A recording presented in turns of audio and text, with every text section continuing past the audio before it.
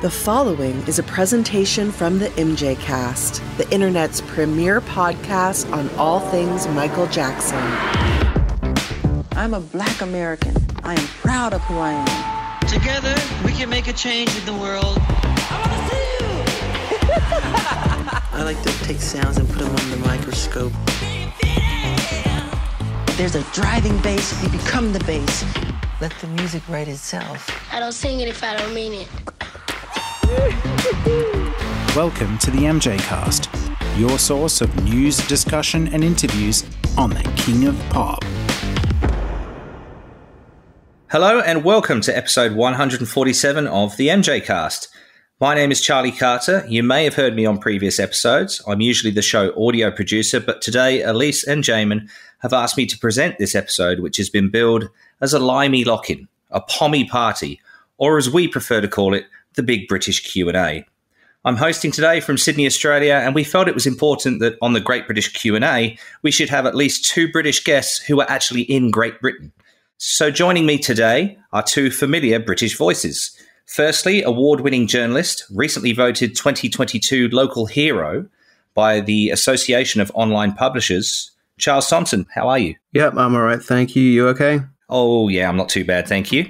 Good. Also joining this pair of Charlies is Samar Habib, creator of the Michael Jackson Academia Project and friend of the show. How are you, Samar? I'm really good, Charlie. How are you? You all right? Yeah, very good. Thank you. Right, before we hook into the questions, I'll just address the fact that there are two Charlies. Where possible, we will refer to Charlie Thomson either as Charles or Charlie and myself as Carter, or we will use our full names respectively. We would like to thank all of our listeners, fans and followers for all of the questions that you've sent in. We had 90 questions sent across the various platforms and we'll try to get through as many as possible. I think 20 is a good number, but we'll try and get through more. And if we don't get to your question, we do apologise and we will try to address all the points that were raised.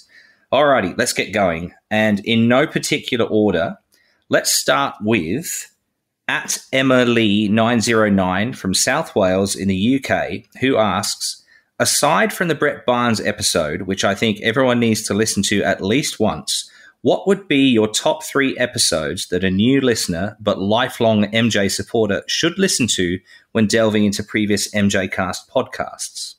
Charlie, let's start with you. Well, that's a big ask. I think that the John Barnes episode would definitely be on that list. Oh, boy. Michael Prince. We can only have 3. Well, John Barnes, one, Michael Prince. It is. It's a really difficult one. The MJcast has produced so many great interviews. And also, you know, I just can't remember half of them because there's been so many. John Barnes, Michael Prince, and the vocal director from Michael's Tours, Kevin Dorsey. His interview was also brilliant. Excellent. Samar, how about you as a long-time listener and friend of the show? What have been your 3 favourites? 3 is quite tough to narrow down. There's been some really good ones. I would say the Taj Jackson episode was fantastic. The reason I select that one is because unlike a lot of guests on here who always overthink themselves, I do it a lot as well when we're talking. We're overthinking ourselves, trying to self-censor ourselves. When he was speaking, he spoke really fluidly. It was just a stream of consciousness, and there wasn't much. You'll listen to it as if you listen to the episode, you'll notice he just doesn't censor himself and doesn't filter himself. And there's lots of things that he says which a lot of people probably wouldn't have wanted to touch upon. I'm talking specifically about the Casio tracks, and he speaks about the whole situation so kind of candidly. So that's definitely one I think everyone should check out. There's another one which massively coincidentally I happen to be on, but the reason I'm selecting it is because the content of the show and the subject of the matter is really important to understand Michael Jackson, I think. And it was the roundtable on the History album that a few of us participated in, and you learn a lot about Michael Jackson's craft and also about his cultural influence and input. There's always been this kind of infantilizing narrative surrounding Michael. I think the State and I think Sony kind of piggyback on that. You know, he's always sold to the lowest common denominator. But, you know, if you really kind of analyze his work, it's very adult, it's very mature, and there's lots of really deep political, social content in there. And so for a new listener and someone who's really interested in, why these people are so crazy about Michael Jackson, a lot of that is in there. There's a couple that I would suggest for the third episode. And there was an episode, I think, with Brad Buxer, which was fantastic because he really talked about how the songs were constructed and Michael's process when Michael was in his creative pomp, as well as, Michael's process as he was going through, trials and tribulations. And it was just a fascinating interview and someone who really loved and cared about Michael. And there was also another episode which I would tie for the third place, and it was the private detective that Tom Mesereau hired, Scott Ross. The episode with Scott Ross was absolutely fascinating. I mean, again, you learn so much about what went down in 2005, but also you learn a lot about the characters around the trial that which has never really been documented. And it's actually those kind of moments and those kind of interviews that make the MJCast invaluable. It's an invaluable resource because you just won't get this content anywhere else. So again, that's an episode I would highly recommend. I'm glad you said the Scott Ross episode because that's one of the first episodes that I heard, I think, and the information that I got from that was just brilliant. So I'm glad that you brought that one up. For me, it's difficult to narrow down a top three from just the year or so that I've been involved in the MJCast, let alone the whole catalogue. A definite highlight was Brett Barnes, to be able to secure that interview and that story from someone who has gone out of his way to avoid media conversations since 1993 because of his distrust for the media. For him to put that trust in the MJCast and have us as his platform, and in particular Charlie Thomson, to ask the questions and to make nothing off limits was just incredible. And the story itself is a hell of a listen. It's a hell of a story to hear. And to be on the other end of that call, obviously as a silent part of that episode, in real time, hearing that story was just incredible. Thinking to myself, I cannot wait for people to hear this. And I didn't cut very much out of that episode at all. It was just a great story. And Brett seems like the kind of guy that you could just randomly come across in a pub somewhere in Australia, have a few beers with and just have a laugh, and just such a down-to-earth bloke. So yeah, Brett Barnes' episode would be one. I did enjoy the episode with Matt Forger, Brad Sundberg, and Brad Buxer, the reflections on John Barnes. That was another good one. How to pick another one is so difficult, isn't it? From 146 other episodes before today. Bill Whitfield was good. Tarell Jackson was good. TJ, Taj, all of them. I think the Leaving Neverland Q&A is an important one, though. The question is, what would be your top three episodes that a new listener should listen to when delving into previous MJCast podcasts? I think the Leaving Neverland Q&A answers so many questions that people might have about Michael and his innocence, that it's a very important episode for people to listen to. So thank you very much, Emma, for that question. Very good one to start. Next up, at GNWord3, doesn't give a location, but they ask, sorry, allegation question. Do the guys think there will ever be a day when one of the accusers, Jordan Chandler in particular, may come public and give their true account? Summer. That's a really good question. And I'm sure it's something that a lot of MJ fans would hope for. Unfortunately, I don't think it's possible, because I think there's so many kind of legal implications for anyone who has made the accusation, gone through any sort of legal system, implicated other people along with it. And in Jordan's case, you've got his mother who testified under oath in 2005. She's also kind of, given depositions prior to that.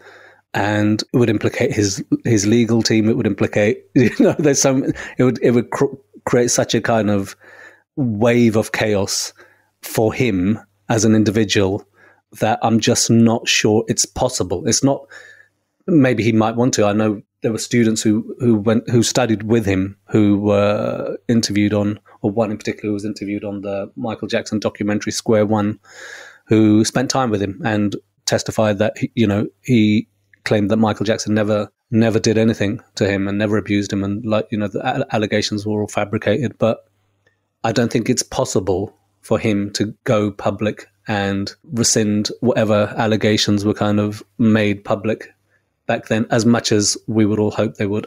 Again, the same with Wade and James Safechuck. I'm just not sure. There'll be so many legal implications and so many ramifications for them as people that they've got themselves into situations now that there's no way of publicly turning back. So unfortunately, I just don't think that's possible.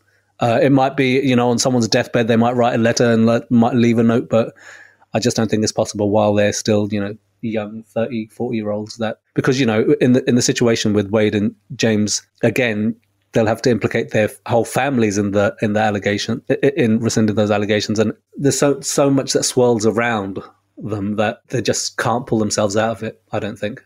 What do you think, Charlie? Well, I think that, yes, that makes sense. And also the question is what's in it for them, So if you believe that Jordan Chandler was not abused, for example, and for whatever reason maybe was pressured into saying that he was, or underwent some kind of brainwashing or whatever, but today he realizes that nothing happened to him. Certainly we know, as you say, that when the Michael Jackson defense team was preparing for trial in 2004 and they followed the trail of breadcrumbs to New York, where they discovered that Jordan had been to university, because Jordan never, after the allegations, he refused to live with either his mother or his father, refused to have anything to do with either of them. And he instead went to live with Evan's second ex-wife and his half-siblings that Evan had with his new wife, and refused to have anything to do with either of his parents, and gained legal emancipation until at some point he did agree to a meeting with Evan and then just disappeared. He went, it's exactly the same as had happened in 93. He went to meet Evan and then Evan just took him somewhere, just disappeared. And nobody really knows what happened in those intervening years until Jordan popped up at university in New York. And we know that at that point, he was telling anyone that had listened that he thought Michael Jackson was innocent, that he didn't think Michael Jackson would ever abuse a child, that he hated his parents, that he felt used by his parents, etc. So we know that that was his position the last time anybody went looking. The defense decided not to contact him in the end because the other thing that they found out about Jordan was that he reacts extremely badly to people approaching him about Michael Jackson, extremely badly. So when the prosecution kept harassing him to testify for them in the 2005 trial, he became extremely angry with them, actually left the country so they couldn't subpoena him, so that he couldn't testify. The defense was concerned that he reacted so badly to people invading his privacy and approaching him that if they did the same thing, if they approached him, then he might veer in the other direction. He might get so angry at them that he'd go, do you know what, I am going to come and testify to teach you a lesson. So I always get a bit, I'm always I take a dim view of the fans. There are fans who are absolutely obsessed with trying to find Jordan. And I've had messages in the past from fans saying, I've got Jordan Chandler's social security number, things like that. I would say, I don't want it. I don't want it. Don't send it to me. And I would advise you not to go looking for him either, because you don't know what chain of events you're going to set in motion by doing that. You also don't know what damage you're going to do to him, because if you believe that as a kid he was forced or brainwashed into making allegations, then he's a victim also. And you don't know what that's going to do to him, So anyway, the question I always come back to on this is what's in it for Jordan? So Jordan is currently living a life of relative anonymity with quite a lot of money. What would be the consequence of him coming forward? It would be media intrusion for the rest of his life. People would know what he looked like. They'd know where he is. He would never be left alone again. Why would he invite that into his life? What would be the benefit for Jordan? He would just be swarmed by press and by fans and by, sort of deranged, sort of anti-fans, if you will, sort of the John Lennon, Mark Chapman brigade who are completely obsessed with Michael Jackson, but in a very corrosive and damaged way. He would just put himself on the radar of all these undesirable people. And for what personal benefit? I mean, the only personal benefit to him would be potentially to clear his conscience. But if he did what he did under duress or under some kind of pressure anyway, then, I mean, it's a very difficult question. It is. Only time will tell. I'm going to be a little bit more committed to the answer of no. I don't think he will. And my reason for that is reading the wording of the settlement agreement between Michael Jackson and the Chandlers, which was leaked. And I've got it here in front of me. And I'm going to read out excerpt. I won't read the whole thing because that will just take forever. But there are a couple of points here which make me come to that belief. And part of it says, the minor, by and through his guardian, agree that they will not at any time in the future make any engagement with any media, television or other public or private appearance, interview or broadcast related to Jackson in any capacity. And later in the document, it says the parties acknowledge that Jackson or his heirs, administrators, executors, successors, etc., shall be entitled to recoup as recovery any sums as may be received by the breaching party as compensation for such commercial exploitation, which basically means if he speaks to any media whatsoever about Michael Jackson in any way, shape or form, his estate, his family could legally sue to recoup the sums that were paid to him. Now, the only way that I could see that he could talk to the media if he wanted to would to be to come to a new agreement with the estate or the family. But like Charlie says, why would he? What's in it for him other than to clear his conscience? Now, I've heard people say it before on the show as well, and I might get panned for having this point of view, but I also have quite a bit of sympathy for Jordan Chandler for the position that his family put him in. And as Charlie mentioned a second ago, he took legal emancipation from his parents at the earliest available opportunity after the settlement was reached in 1994.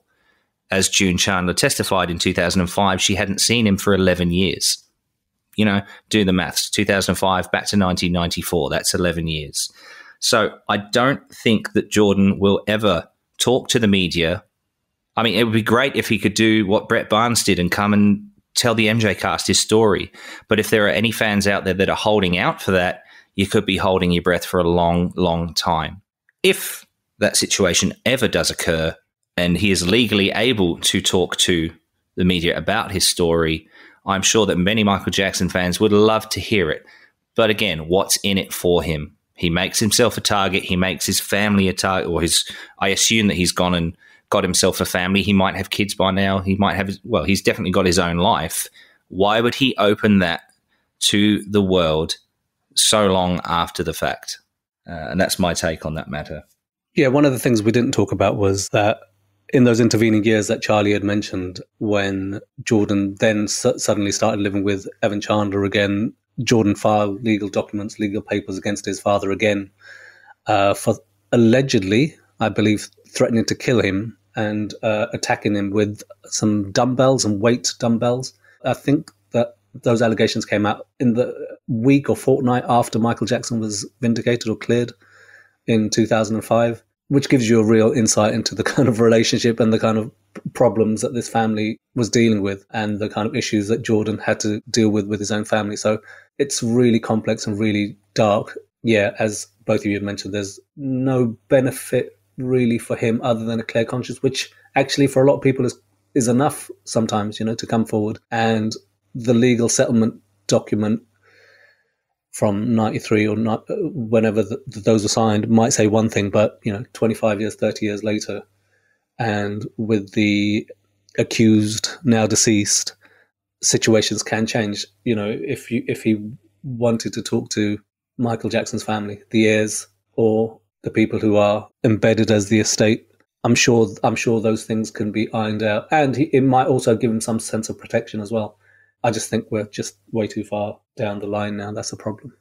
And also, just to add, we've spoken almost exclusively about Jordan, but I think that that's because Jordan is the only one that matters. because if any other subsequent accuser were to retract their allegation, it wouldn't undo the original case. So the original case is the one that set it all off. If I was accused tomorrow of, attacking a woman with a banana and pushing her down a flight of stairs, and then 6 other people came forward and said, yeah, he did that to me as well, and then the original one turned out to have made it up, then what are the chances that the subsequent 6 that I just coincidentally did have a habit of attacking people with bananas, but the first one made it up? I mean, that would be outlandish and ridiculous. Clearly, if the first one was fake, then all the copycats would be fake. So if any of the copycats, if any of the subsequent allegations which were modelled on the Chandler allegations were to be retracted, Chandler would still be there. So Chandler is ground zero. So I think that if he were to recant, that's the only retraction which would really completely remediate the situation. Yeah, and as I mentioned, I don't blame him for not coming forward at all. But hey, and it's like they said in Square One, once the first allegation is disproven, all the rest crumble. Yeah, what you find is when people in the media talk about the Michael Jackson allegations, they're so uneducated on the claims and the allegations against him, and they're so kind of ignorant of past history. And one thing they always try to make a deal of is, there's a pattern. The pattern of behavior is identical. Jordan Chandler with Gavin Arvizo, with Wade and James. The point about that is the Jordan Chandler allegations were public. Like they were leaked to the press. They got into the news, and it's very easy. If I wanted to accuse Michael Jackson of anything, it's very easy just to copy the formula of what was written out and kind of plotted out in those leaks to the press. So, like Charlie said, if Jordan is ever able or ever willing to kind of rescind his previous allegations, it just makes a mockery of everything else that came afterwards, because everything else, it was so easy just to kind of make the same allegation with the same kind of, motivations and the same kind of behavior, because everything was public. Yeah, that is the difference. That's why it always drives me crackers when the press compare the Michael Jackson case to Jimmy Savile or Harvey Weinstein, for example. Because with Weinstein and Savile, and even with Cosby, what emerged was that there had been a number of allegations made over a number of years by people that did not know each other and did not know about each other's allegations, which had been recorded by police or other parties and had remained completely secret.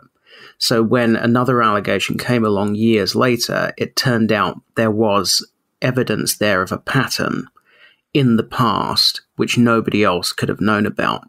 Whereas with Michael Jackson, as Sam says, the very first allegation is leaked to the press. I and a guy called Rashid Musbah, who is an associate of Taj's, we now know who leaked it and why. And that's a story that will come out later. But the Michael Jackson allegations were leaked, the very first allegations, which, as Sam says, created basically a roadmap. So in Michael Jackson's case, unlike Savile or unlike Weinstein or Cosby, for example, the volume of accusers is absolutely not of any evidential value whatsoever. It means nothing, because the roadmap has been in the public domain since the very first allegation. So anyone can just read about the allegations in myriad books, which are available from any bookstore, or just look them up online, as we know Wade Robson was doing from the emails that he lied to the court about and tried to cover up and pretend it didn't exist. When they were eventually disclosed, they showed that he had been researching other people's allegations about Michael and had been emailing the links to himself. So the volume of allegations in Michael's case is of no relevance whatsoever, and that just sort of reiterates really why Jordan is the only one that matters. Jordan is ground zero. His is the only retraction which would matter in the grand scheme of things. Just to add on to that as well, with Jimmy Savile, that comparison, it irks me as well. Any comparison to other famous cases, even when they say things like, okay, Michael Jackson was found not guilty at trial, but so was O.J. Simpson. Chalk and cheese, an absolute drivel and no basis for comparison. Now, with Jimmy Savile, before there were any criminal proceedings or anything like that, there was prior knowledge of his bad behavior. Now, I don't know that there was any prior suspicion of Michael Jackson before the Chandlers came up with their story. With Jimmy Savile, my own mother has told me the story of when she was pregnant with my sister, she was at Stoke Mandeville Hospital. And at one stage, one of the nurses came in and said, Jimmy Savile's in the next room. Would you like to meet him? And bearing in mind, this is the early 80s, early 1980s. And my mum flat out said, no, I wouldn't. Because she knew the rumors, the things that Jimmy Savile was up to. And they were pretty common knowledge long before he died in 2011. All what we know now came out in the press. I don't believe there was that level of prior knowledge when it comes to Michael Jackson. Anyway, we'll move on to the next question because I think it's appropriate given the topic that we've just spoken about. This comes in from Dane Thomson in Brisbane, Australia. Thank you, Dane. Username @Danish4840. Are British tabloids worse than American tabloids? If so, why do you think this is? We'll go with the journalist first for this one. Charlie? Well, in theory, they shouldn't be, because British libel laws are far, far stricter than they are in America. So in America, libel or defamation laws are practically non-existent because the Constitution enshrines the right to free speech, and the Constitution trumps everything. So defamation has to be really, really egregious to succeed. Which is why there is a problem of libel tourism in the UK. So our libel laws in the UK are so strict that celebrities basically, if a story is published all over the world, they will choose the UK to sue in because it's so easy to win. Our defamation laws are so rigid.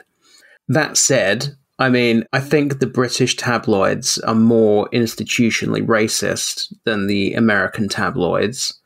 And the American tabloids, where Michael Jackson is concerned, tended to publish more sort of ridiculous and outlandish stories. So, for example, there was one, I forget which tabloid it was, but one of them published a story in the 80s saying that Michael Jackson's llama had been shot by a mafia hitman. There was obviously the hyperbaric chamber story. There was the Prince is telepathically communicating with Bubbles to turn him against Michael. I think that was the National Enquirer. So the American tabloid stories tended to be more sort of ridiculous and jocular, whereas the British tabloids, where Michael was concerned, were always far more venal. They were far more abusive. They were very snide. They ridiculed his appearance. They called him a freak. I mean, there was a British tabloid, I have the paper somewhere, which called Michael the plastic-faced freak. They called him Wacko, of course, which is and they still do that today. They still call him Wacko Jacko, even though if they did that to any other celebrity, if they used mental health slurs about any other celebrity, they would get in deep trouble, like they did when Frank Bruno had a breakdown and had to be sectioned, and the Sun ran a front page. I think it said "Bonkers Bruno taken to the nut house," something like that, and it caused such a furore that they had to retract the front page and apologize. And yet to this day, they call Michael Jackson Wacko Jacko. So it's, I think that in Michael Jackson's case in particular, the tabloids in England have been far worse to Michael. But it does seem to be an anomaly. Generally, the British press is actually far more constrained in terms of what it can say about people by our libel laws, which are extraordinarily strict and oppressive, to the point where everybody in the world wants to come to England to sue for defamation because they know they'll probably win. And the part of that is probably because of when you're suing for defamation, there are certain things that you have to prove. And one of the things that you have to prove is that it has damaged your reputation. The information that's been published has damaged your reputation. I think probably the reason they got away with it with Michael for so long is that his reputation had been damaged so badly in general that it would be hard. If you've been publicly accused of being a child molester, it's hard to argue that, you know, being called a plastic surgery addict has damaged your reputation, for example. Your reputation is already sullied beyond belief in, you know, as far as the law is concerned. It's notable, though, that Michael did choose to sue in the UK when there was a photographer who attended the Dangerous tour and took some pictures where the lighting cast some strange shadows on Michael's face and made it look like he was disfigured. He clearly was not disfigured. He was photographed hundreds of times in the same week.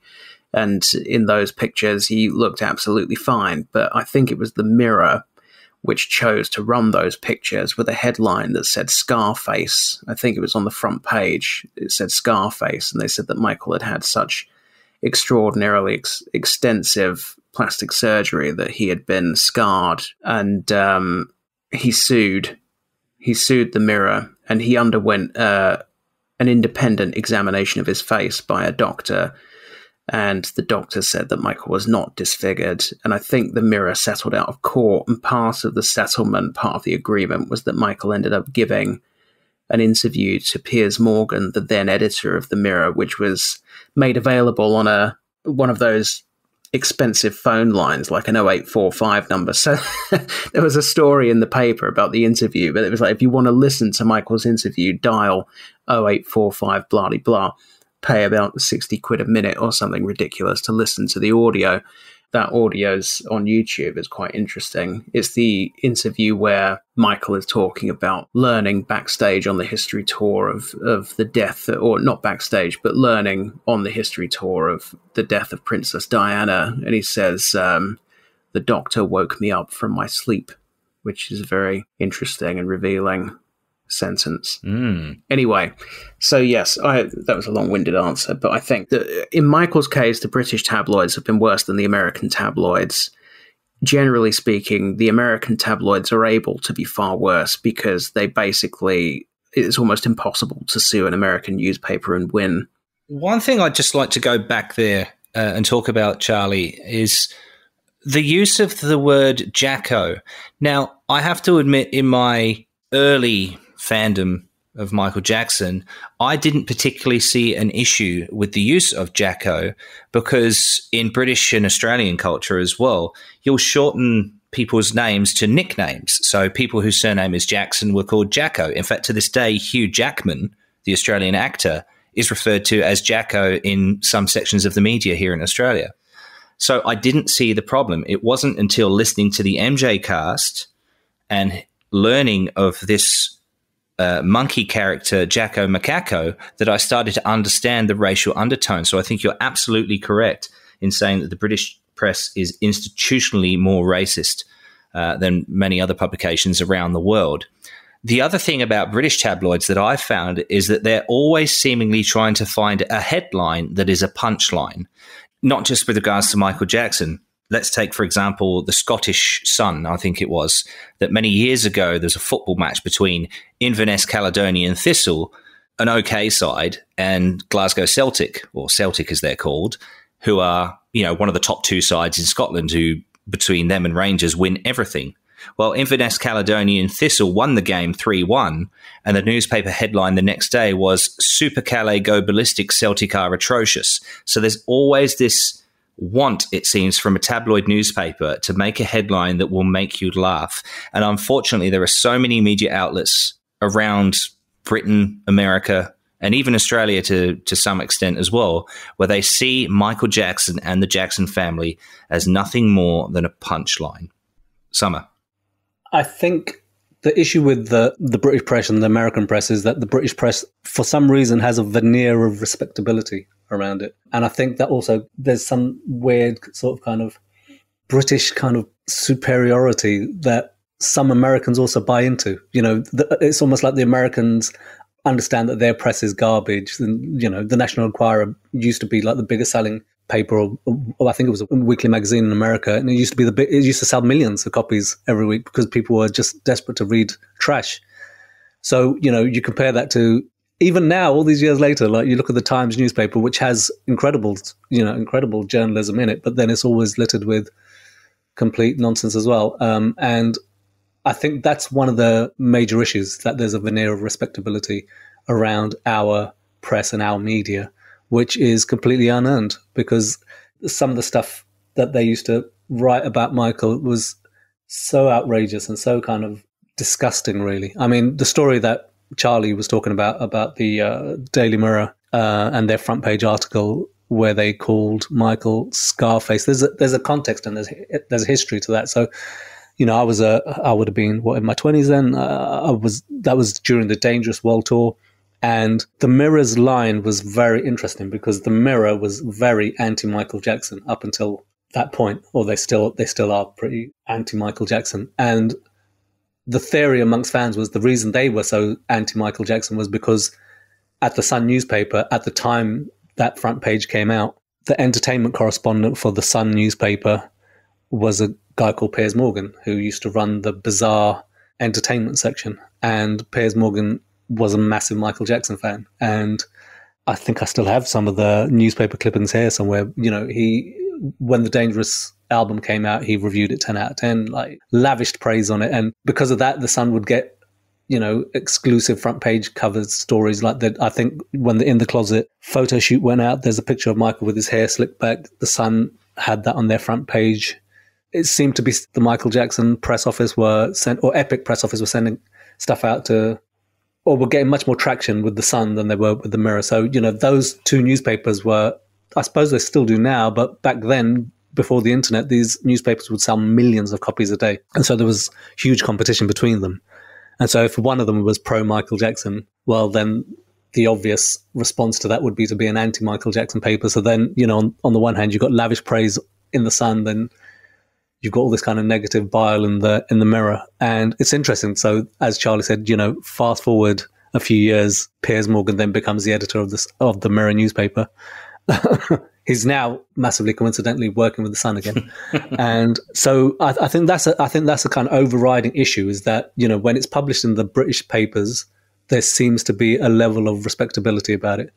You could have the allegations about Wade Robson and James Safechuck covered in a really respectful and or given a kind of air of respectability, where if you actually drill down into their allegations and their original depositions, a real journalist would be able to ask some serious questions. And the only journalist who asked any sort of questions of them, or of Dan Reed, about that documentary, the TV show, 20 years after all of those kind of issues with the Mirror and the Sun newspaper, was Piers Morgan on Good Morning Britain. It's just weird how history works itself out. But he was the only person who asked any sort of question. And when he asked Dan Reed a question about Wade and James' motives, Dan Reed crumbled. And because it's live TV, there's nowhere to run. It was so enlightening just to see the chasm of kind of journalistic integrity between an actual old school journalist. Whatever people say about Piers Morgan, he is dyed-in-the-wool British journalist who has been in the game for X amount of years. And then you kind of contrast that with someone who's, just started their job at the BBC, and they're, not going to ask any kind of questions, or won't have the confidence to ask the questions that Piers Morgan would probably have the confidence to ask. But having said all of that, there's something that George Michael said years ago, and I know I've had these arguments with Charlie, who is a journalist, and I shouldn't really be telling him how to do his job. But George Michael would say regularly, because he was another huge pop star who was subject to horrid allegations throughout his life. And he would say that the way the British media would get around libel laws would be for the media owners of X newspaper in the UK, that same media owner would own newspapers in America, and they've just published the damning allegation in the American press. Once it's published in the American press, then the British press will just pick it up and say, it has been reported that blah, blah, blah, blah, blah. And that's an easy way to get the same information out without contravening British libel laws. And no, it still is a contravention of the law. I'm just saying that's what George Michael said. Yeah, he was wrong. That's not true. It's not true. I think he said it just made taking libel action more difficult. Thank you, Samar. That's great. We're going to motor on through now. The last couple of questions on the Jordan Chandler thing. Sydney Taylor says that Taj said on his live stream earlier this year that he still believes Jordan Chandler will come forward. Do you think Taj is saying this because he contacted Jordan, or is it just wishful thinking? Do you believe Jordan will ever come forward? I personally don't think he'll ever tell his story. Thank you, Sydney. I think we probably crossed that one in the previous question. No, I don't think he will, personally. Last question on the allegation topic. This is from Rob Seymour in Watford, near London. I'd be interested to know how things worked with regards to the 93 Chandler extortion attempt, if it was actually reported to the police and whether they actually investigated it. Also, was it part of the settlement that the extortion charge was dropped, and how would that work, as you cannot pay someone off to stop them testifying? So how would it be legal to drop the extortion charges? Who wants to jump in with that one? I think that's a really good one for Charlie. Yeah. My understanding is that the Michael Jackson defense team did file a criminal complaint about alleged extortion. That is part of what led to Barry Rothman's withdrawal from the case. Geraldine Hughes, who was the legal secretary in Mr. Rothman's company, kept a diary, which she later shared with Mary Fisher, and parts of that diary were used in the article that Mary Fisher wrote. And she had recorded that around the time the extortion complaint was filed, Rothman was overheard shouting in the office to Evan Chandler, something about, "Is my ass that's going to jail if this all comes out," or something like that. And I know that Mr. Rothman had sincere doubts about the credibility of those allegations, but also had an ethical obligation as a lawyer to do the best he could do for his clients. And that information, where that information comes from, will probably end up in the public domain in the next few years. But Mr. Rothman, certainly by the conclusion of the 2005 trial, was making efforts to have it known by the right people that he had never believed the allegations against Michael. But anyway, I think the extortion attempt, the alleged extortion attempt, was reported to law enforcement, but as you would imagine, law enforcement weren't particularly interested in it. It's also very difficult to prove. That said, there were obviously tape recordings of Evan Chandler trying to negotiate with Michael Jackson's team. So, I mean, you would think that that would be quite compelling evidence, plus the fact that he's on tape saying things like, "If I don't get everything I want, then I'm going to destroy everybody, and this is all moving in accordance to a plan that's not just my own, and Jordan's welfare is irrelevant to him. He just cares about what he's going to make out of the situation." I mean, this is all on tape. The evidence supporting the theory that it was an extortion attempt was quite substantial, certainly more substantial than you would find in almost any extortion case ever. But nonetheless, law enforcement didn't pursue it, and it went nowhere. As to whether it's anything to do with the settlement, the full settlement document has never been made public, so I don't know the answer to that question. Summer? There's nothing I can really add. Likewise, I can't really add anything either. So let's move on. Summer, this is a question directed at you. This is from Dr. Andrew Green, who's at Andrew Green 864 with an E. He's in the United States. He says, my question is for Summer. Summer, I follow you on social media and admire the fact that you aren't afraid to get a little political. Michael Jackson transcended a lot of barriers. One of those barriers was politics, as is evident by his fans from around the world and people around him. From rubbing shoulders with the likes of Ronald Reagan and George H. Bush, to performing for Bill Clinton at his inauguration, and later the Democratic Party, to being beloved by those in countries like communist Russia. What is it about Michael Jackson that you believe attracts people from all political spectrums to him? Also, do you believe that Jackson's music reveals an evolution of his own political beliefs as he got older? Firstly, a big shout out to Andrew. He's been a tower of strength on social media for a lot of the MJ fam. So thank you very much for asking the question. It's a really good question. We could have had an whole episode about Michael Jackson's political kind of output and his views and his beliefs. Where do I begin? So I'm not sure if there's been much of a kind of change in Michael's political beliefs from childhood to adulthood. There's lots of information about, I think it might even be in Moonwalk, in his autobiography, where there's a situation where Michael and his brothers as kids were told on a radio station or someone at Motown, who they were having an interview on, at a radio station, and there was the kind of handler from Motown who was basically saying, we don't want to get into anything political. And I think the radio host had asked a political question. There'd been some sort of kind of protests in America at the time, and I don't think the brothers responded, but as they were leaving, they all raised up a Black Power salute, and he would have been about 10 or 11 years old at the time. So he was always quite involved with the civil rights movement. He was always a backer and a supporter of the civil rights movement. He was always interested in the freedom of people. And that's from childhood to adulthood. And I don't think there was much of a change, really. So when Michael toured Australia, I think it was on the first leg of the Bad tour it would have been late 87, early 88, he had asked his manager, Frank Talau, to connect with some of the kind of indigenous Australian orphanages, because he felt such a kind of profound connection with indigenous people around the world and people who've been historically oppressed and kind of historically marginalized. There's a woman who ran one of the orphanages who spoke about Michael's visits and how deeply he felt for the children at those orphanages. And he was asking so many questions about, their upbringing and about the cultural heritage of the indigenous people. So there hasn't been that much of a shift, there wasn't that much of a shift. He was always, I think Taj has said on earlier episodes of the MJCast that Michael Jackson was a natural empath. So he was always connected with the oppressed people. And there's a frame that was used at the end, I think, of the original showing of the They Don't Care About Us prison version of the video. And Michael he said he wanted to be a voice for the voiceless, kind of mirroring what Martin Luther King Jr.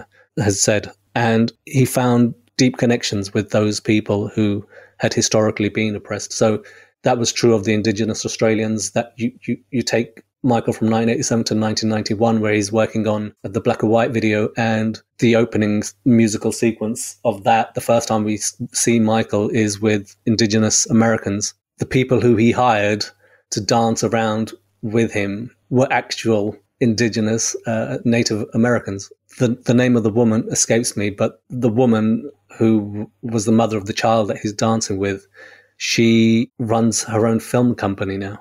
And the only way she was able to run her own film company was because of the association with Michael Jackson. And she spoke lavishly about Michael after he passed.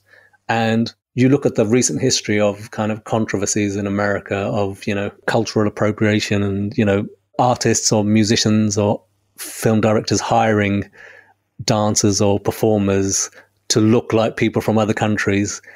And in 1991, Michael Jackson was working with actual Native Americans who performed with him, and danced with him. And he could easily have done everything, whatever everyone else was doing, but he chose not to do that because that wasn't him. So I don't think there was that much of a kind of change in his life and his political views. He was always very much about supporting the disenfranchised, supporting the oppressed people. And that's true in Australia. That would have been true in America. It seems to also be a family trait as well. So, Janet Jackson, for example, when she was working for UNICEF, traveled to the occupied lands and, visited Palestinian children, which in the current climate is a really kind of, for a major celebrity to do that is a massive deal.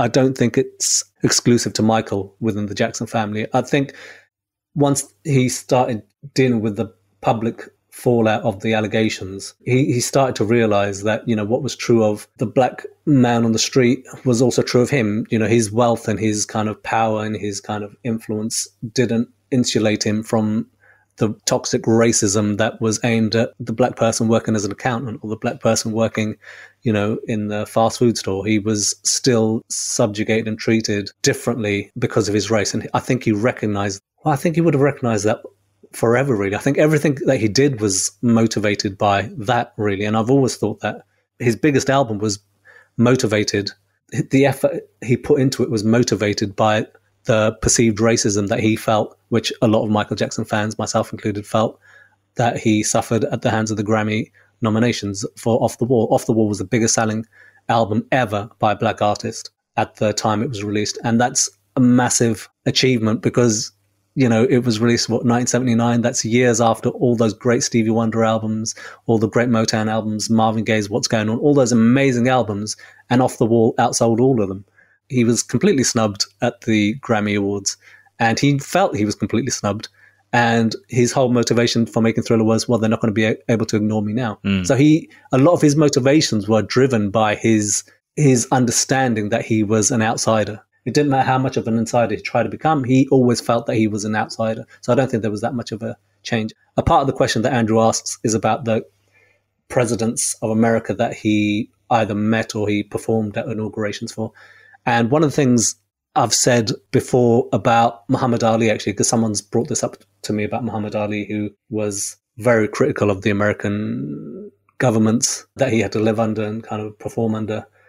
Muhammad Ali was kind of serenaded by lots of American presidents. I think President Ford was the first, and then I think he went to the White House and met Reagan, George Bush Sr., and then George Bush Jr. and Bill Clinton. So he met a wide gamut of American presidents. I think the confusion that a lot of people have is that when those artists or celebrities go to the White House, they are endorsing those presidents, whereas the reverse is actually true. Those artists or those performers are being endorsed or celebrated by the presidents. So when Michael turns up at the 1990, I think it's 1990, where George Bush Sr., puts a medallion around him, or Ronald Reagan does the same in 1984, it's not an endorsement of the Republican Party. It's Michael Jackson receiving an endorsement from the President of America, whoever that may be. I think when it comes to Michael and his political beliefs, I think he was always quite Switzerland, just sit on the fence and not really commit in either direction. Although, as you say, he was quite happy to speak out about civil rights or other causes, going to Brazil to film They Don't Care About Us with the logo on his chest. To me, it was about inclusivity and trying to involve as many people from as many different cultures as possible. And that goes back his whole life. And the Black or White video is a good example of that. Yes, it does irk me sometimes when you see... Firstly, there's a weird problem with Michael's fan community, actually, which is that you do quite often encounter Michael Jackson fans who are racist.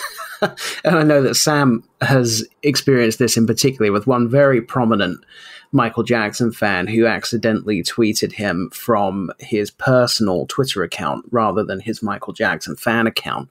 And when you look down, it was just filled with white supremacist material. And there's another quite prominent fan who has had practical aneurysms on social media about the Black Lives Matter movement and is fiercely anti-Black Lives Matter.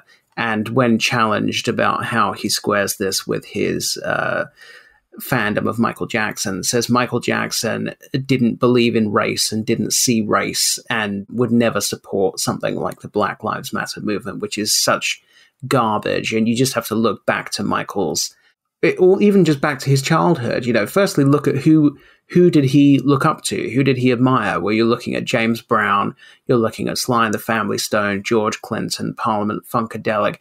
He admired all of these quite revolutionary, outspoken civil rights artists. Sam Cooke, for example. He took forward a lot of their politics. And you can see that all through his work, all through his entire career. He always supported the civil rights movement, for example. Even as a teenager, he used to appear at rallies, alongside Jesse Jackson. And when Michael gave that interview to Jesse Jackson in 2005 during his trial, they were reminiscing about the events that they used to attend together in the 70s. And similarly, there's rallies that he attended with Al Sharpton as a teenager. And so Michael was always very aligned with Black rights movements and civil rights movements. So the idea that he was apolitical is garbage. He's a very political artist.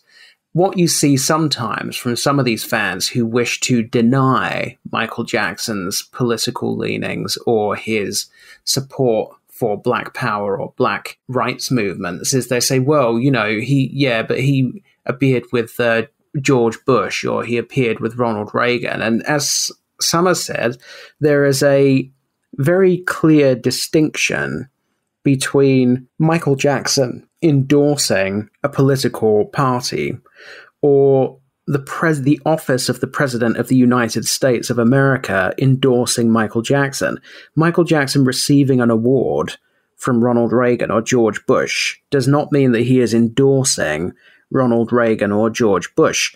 And I don't really subscribe to the idea that Michael was Switzerland either, but he was subtle in his political affiliations. He didn't go out with banners on or whatever, but there's only one political party whose president he attended and performed at the inauguration for.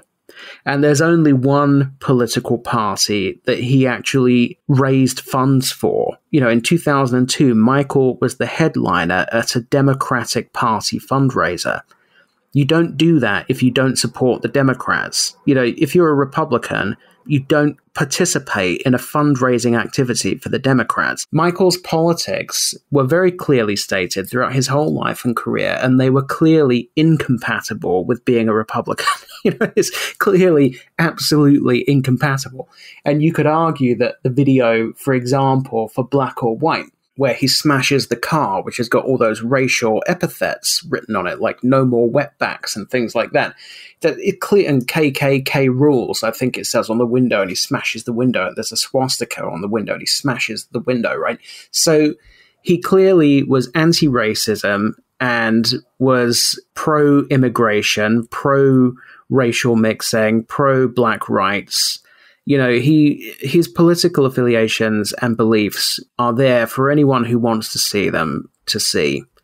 And to not see them, I think, is sort of a willful blindness. And I do find it interesting that Michael is like the biggest black artist in the history of the world ever. And yet he does have this ability to attract racist fans who you do encounter, and I just find that so bizarre. And that was part of Andrew's question, I think, which I don't really know the answer to, which was, what is it about Michael Jackson that manages to attract people from all political persuasions and backgrounds? And that does, unfortunately, include toxic, overt racists who somehow still love Michael Jackson. And it's sort of an unresolved question. I don't know why that is, but it's very odd. Alrighty. Next up, we're going to change tack a little bit. Some questions that shouldn't require too much thought, should we say. Quick question from Buster Call, who's at Chris Buster Call. He's in Kansas in the United States. If a gun was at your head, what do you guys think are the top 3 Michael Jackson songs that never had videos that absolutely have to be turned into videos? Well, I'll start off on this one, even though I've forgotten what my third one was. The first one I went for was PYT. The second one I went for was Too Bad. Now, I know that Too Bad is included in the Ghosts film. And then the third one I forgot. So I sort of have just on the spot thought either Unbreakable from Invincible or Wanna Be Starting Something. Summer, your thoughts? Really good choices there. A really good question, actually. The first one I would go with would be PYT. I'm thinking Michael 1983 era, so he's very much in his kind of Thriller pomp, looking like he's just come off the Billie Jean set or the Thriller set. It's such a great song, so it's so funky. You'd get so much of, hopefully, kind of MJ ad-lib dancing, not, nothing too choreographed. We never even got to see it live, did we? That's a great tragedy. That would be one of them. I think another one I would love to have seen a music video for would be Off the Wall. Yeah. Because that would have been MJ Studio 54 era. And, that's a song that's made for the clubs. The new Beyonce album, there's a song they called Break My Soul. It's the single that's come off the album. And a lot of the kind of sentiment in that song really reminds me of Off the Wall. You've left work, go and chill, go and enjoy yourself. And Michael in that era, that's what he was about. He was about escapism. You could listen to him and just kind of mentally just disappear. Quincy Jones described his songwriting. Obviously, he didn't write Off the Wall, but he described his songwriting as painting. Michael would paint, but he was a painter when it came to kind of writing songs, and he'd create these worlds, and you could mentally just kind of escape into them. And Off the Wall, maybe the benefit of not having a video is that your mind is able to kind of wander kind of aimlessly when you listen to them, because I'm not sure about you guys, but it's very difficult for me to listen to Billie Jean without Motown 25 or the image of Motown 25, or even some of the imagery from the video. But when you don't have a music video, your mind is just able to escape. So those are two of them. The third one I would say would be This Time Around with Biggie Smalls. And the reason I would say that would be because in the interview, so it was in 1995, Michael was on the front cover of the Vibe magazine, and there was obviously a massive kind of cover story with him, but there was also an interview in that magazine with Biggie Smalls where he spoke about recording the song, and he'd fantasized himself about recording the music video with Michael, and just kind of, I'm not sure how familiar you guys are with Biggie Smalls' kind of music or his videos, but there's a video he's recorded where he had a whole host of celebrities in a house party, and I think that's basically what he was suggesting. That's how they would have recorded a short film for this time around, like Michael, hanging out with a whole world of kind of huge celebrities at a house party. It just would have been so otherworldly for Michael to do it, but it would have been so cool as well because the track is so good. So I think those three. But I should also add that I can also see the value in not having music videos for certain songs because, again, they do just take you into another world. Human Nature is another one that doesn't have a music video. Yeah. But when you listen to it, you just travel into different spaces. Well, Human Nature has that animated version, but you're right. It would have been nice to have a proper one. Charlie? Well, I think that for me, it's hard to say anything from Thriller or Off the Wall because aside from the Thriller video itself, in that era, the budgets were small and the videos were kind of lame, really, compared to what Michael was able to do subsequent to that. You get to the Bad album, practically every song on the Bad album has a video. And some of those videos are really spectacular, like Smooth Criminal. And then you get into Michael's kind of broadening musical spectrum and his era of real kind of creativity and experimentation, which is the Dangerous, History, Blood on the Dance Floor era. So mine have all come from there. I think the first one is Dangerous itself because it's a title track, it's a dance song. The choreography and the live performances is amazing, but I always struggle with performances that are lip-synced. So it would have been nice to have a video which had that level of amazing choreography in it, which you could just enjoy as a video. My second one, I think, is Tabloid Junkie, because I just would have been very interested to see what he might be able to do with that song, what visual concept he might have come up with to accompany that. And my third one is Morphine. Again, similarly, Morphine is such an interesting song. I was talking to Samar about it quite recently, about Morphine and the lyrical content and how extraordinary it is that nobody, you want to talk about like the media just like ragged on Michael Jackson and hated him and attacked him so much for his whole career. And then he releases a song in which he's quite clearly talking about his drug addiction and they just don't even notice, idiots. It's such an intensely personal song. And I just would have been very interested to see how he would have tackled that in video form. It's almost like something he managed to slip out without anybody noticing it. Maybe that's why there isn't a video for it. Maybe that's why he didn't draw attention to it. But it just would be very interesting. Would he position himself as the addict in that video? How would he handle that in video form? I think would be very interesting. We've actually got a question coming up about that very song, so it's great that you mentioned that. And I've just remembered what my third choice was. So scratch my original answer. I'm going to go with PYT, Too Bad, and then the third one was Threatened. I'd love to see a modern version of that sort of genre. Anyway, thank you for those answers. Next question comes from Andrew Gray, who's in Chicago, Illinois. What are your favorite MJ books? Summer, we'll go with you.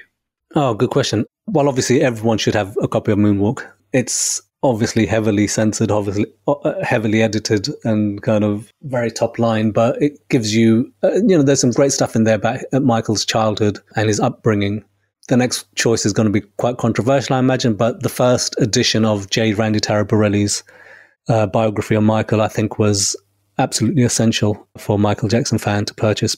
Again, that might be controversial. I might get cancelled, so let's see how that goes. But I'm talking about the very first edition, which I had from, I think, 1990, which was an amazingly comprehensive book and quite sympathetic, actually, to Michael. But, not deliberately so. It just painted him as a very sympathetic figure.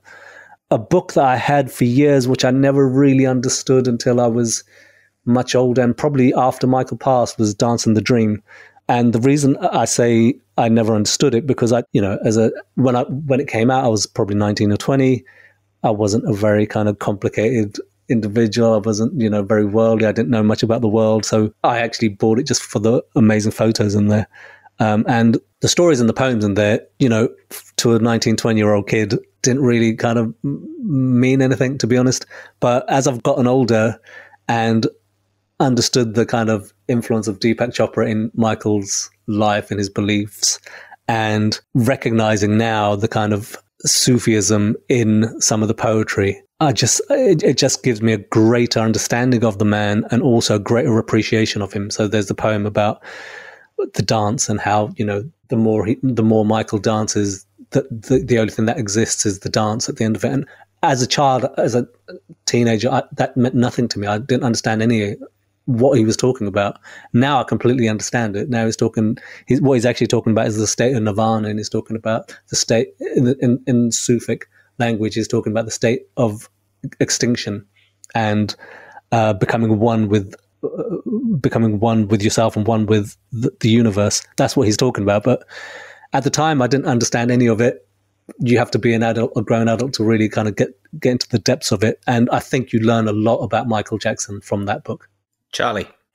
Well, I'm going to join the cancelled list and say J. Randy Taraborelli's, but I've never read the first edition. I read a subsequent edition, the one that came out, I think, just before the trial. The front cover was Michael under the umbrella at the Exeter event in 2002.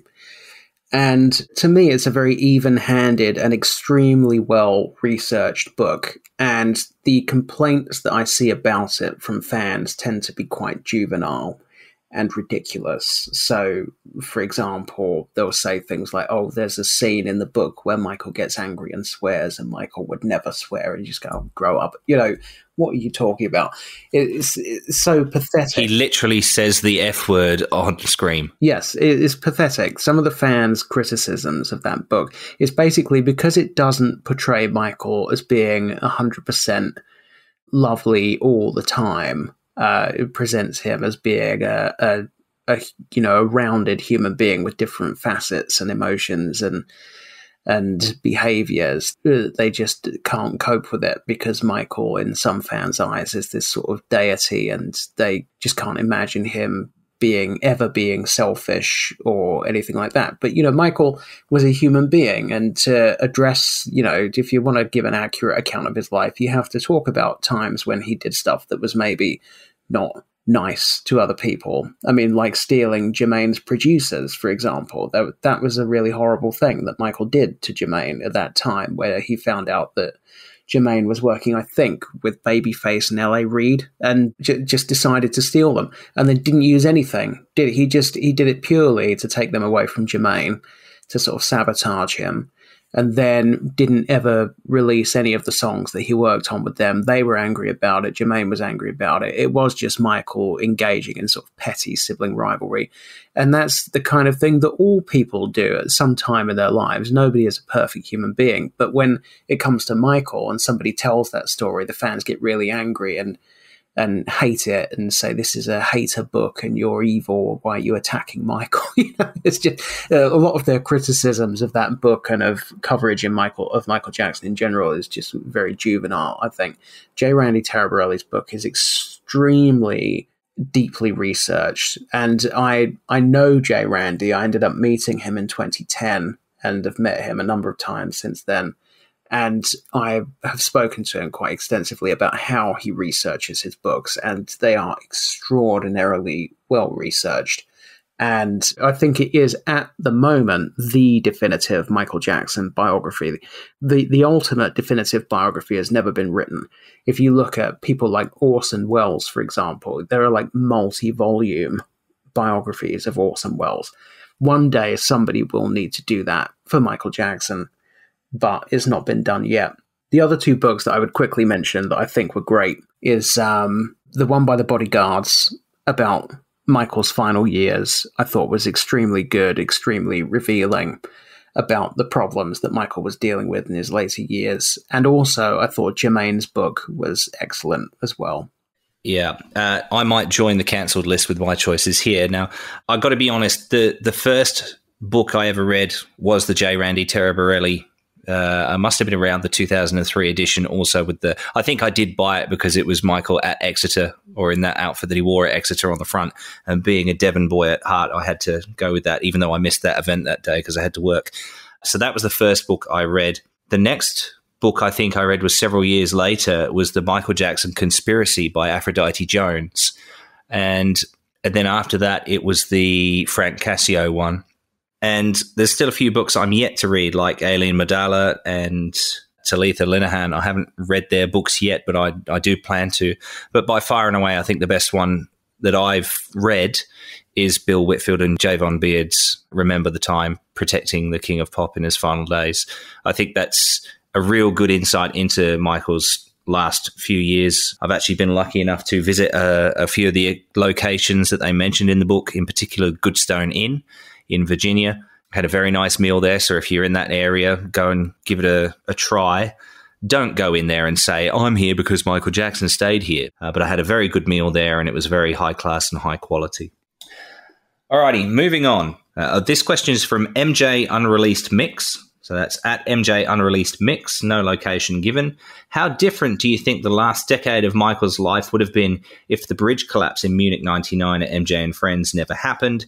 If he isn't on painkillers, does the Bashir documentary still happen? The trial, this is it. Might he still be here today? Charlie. Well, I think that the question presupposes that had the bridge not collapsed, Michael would not have been using any kind of meds. Whereas I'm not personally convinced that that is the case. As I said earlier, there was the interview that Michael did with Piers Morgan, where he talked about learning of the death of Princess Diana, and he said the doctor woke me up from my sleep. So Michael clearly was still using some kind of medications that he shouldn't have been, subsequent to having been in rehab in 94 and prior to the bridge collapse. And actually, if you read the evidence of Dr. Farshin, so Dr. Farshin was an addiction specialist who was working with Michael in the early 2000s to try to help him to beat his dependency on opioids. And he gave evidence in the AEG trial, quite substantial, detailed evidence about his work with Michael. And what he said in his evidence was that he and Michael tried a number of different therapies, including an implant. There was a therapy that Michael agreed to where they put an implant into his body, which meant that if he was injected with opioids, this implant would counteract the influence of the opioids. So essentially, he would not get any buzz from the drug. And the idea was that if you have this implant and the drug doesn't do what it's supposed to do, then you will have no reason to take the drug anymore and it will kill your addiction. That was one of the therapies. Michael was also attending group therapy to talk about his addiction with other people that had dependencies. And Dr. Farshin says that Michael kicked his addiction several times and then relapsed. And Mike LePeroux, who was Michael's security guard, one of his bodyguards at the time, gives similar evidence. So he told the court during those early 2000s, Michael would have long periods where he was clearly under the influence most of the time, but then he would also have long periods where he seemed to be clean and clear-eyed and thinking straight. And then all of a sudden he'd be back on the stuff again. So I think that addiction is a complex condition. And the idea that Michael had beaten it and that the only reason he was taking meds was because of the bridge collapse, I just don't think that's right. He had become dependent, weaned himself off, become dependent, weaned himself off a number of times before he did the Bashir interview, a number of times before even some of the Arvizo stuff happened and so on and so forth. So I just don't really accept the premise of the question full stop. I think that to attribute everything to the bridge collapse is maybe a bit simplistic. Yeah, similarly to Charlie, I think it is a bit of a simplistic kind of point to make. Obviously, it had massively detrimental effects on Michael. Physically, if you look at him from that 1999, isn't it, MJ and Friends, from that point onwards, he never even looks the same, to be honest, after that. And I remember watching the Martin Bashir interview, and there's a section in the interview, I think it's in the very first part of the interview, where Michael's in the recording studio and he's wearing a red silk shirt, and Bashir asks him if he wants to dance, and he dances a little bit. I think he does a moonwalk. But if you look at him carefully, he's wearing a back brace as he's doing it. So it clearly had massively damaging effects on his physicality. But yeah, everything Charlie said is correct. I believe is correct that whenever MJ was on tour or had like serious work that he needed to do, he needed to sleep. And I think that the only way that he found he was able to spend any time with his eyes closed was under the influence.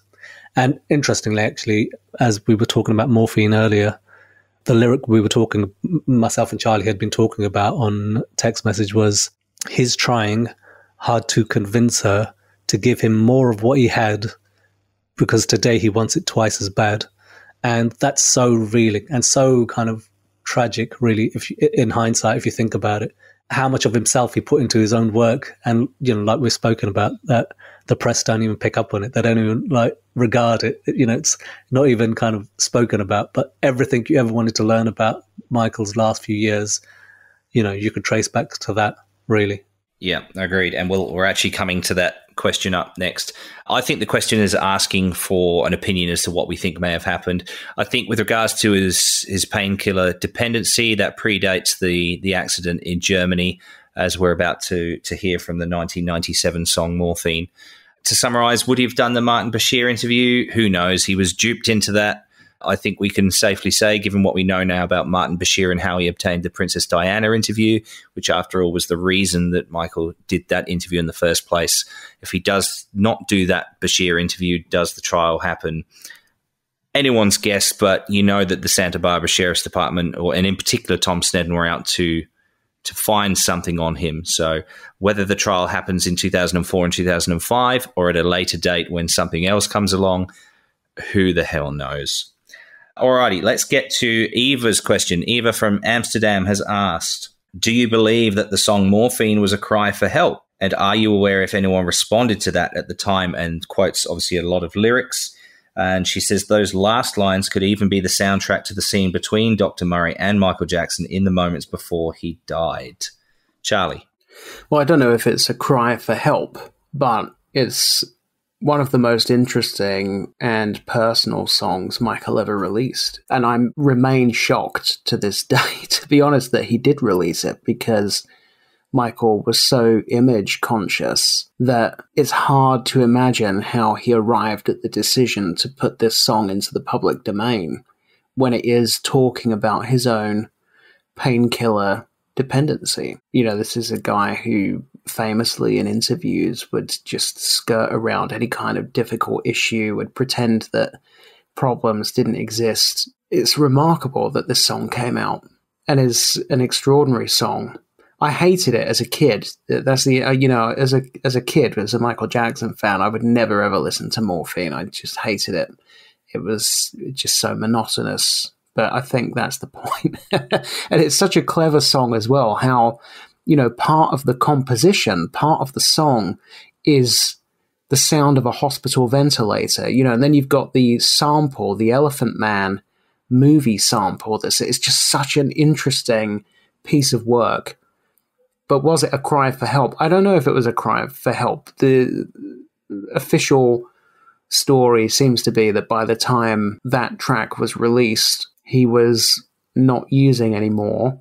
If you believe that it was the bridge collapse that reignited the dependency, that's the official story that people tend to tell those that were around Michael. But I don't know if anybody really truly knows, to be honest. I think there was some kind of testimony in the AG trial that there was medication use occurring on the History tour, but I don't know whether it was painkillers or whether that was propofol. I just don't have that clear in memory. It's a really good question. I'm not sure whether it's so much of a cry for help as it is just Michael documenting his life. There's an interview Michael gave, I think it was the 60 Minutes interview would have been 2004, 2005, where he makes the point of, if anyone wants to know me, listen to my songs, listen to my music. And he points to Childhood as one of the songs, but there's so many songs of his that you can learn so much about him you're never going to find in interviews or in press coverage or anything like that. And I think one of the reasons I think for that is because there was always a lot of litigation around Michael. So he could say things in music that he probably couldn't say in an interview.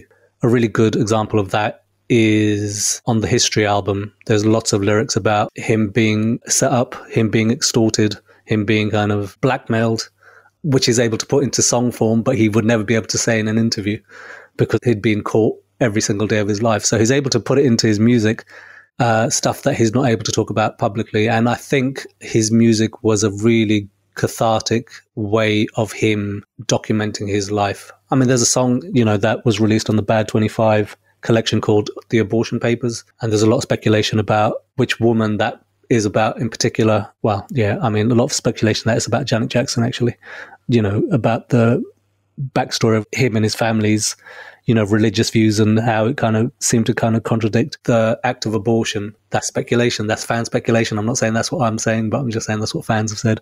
And it's a way of documenting what's happening in his life. And it must have been massively cathartic because he can't obviously talk about it publicly. Charlie, next question is for you. This is from Rachel Dusty in Dubai. I hope I've pronounced that correctly. It says, I recall in one of the episodes, Charles went to the US and was helping Taj for his documentary and reviewing materials, and he shared a story of Michael dancing with Jermaine while having a bandage on his nose, but he did not share anything else with us. If it's not an intrusion, I'd like to have more insight on what he saw and reviewed in that trip and share more insights with us. So part of the material that we reviewed was a large quantity of paperwork, which was found in Michael's home when he passed away. And lots of handwritten notes, lyrics, correspondence between himself and others. There was some records that he was working with Rod Temperton again, shortly before he died. There was a lot of material in there. And then the other material that we reviewed was that we went to Hamid Moslehi's studio, and we spent the best part of a full day sitting in the studio with Hamid going through footage of Michael that he possessed that nobody had ever seen.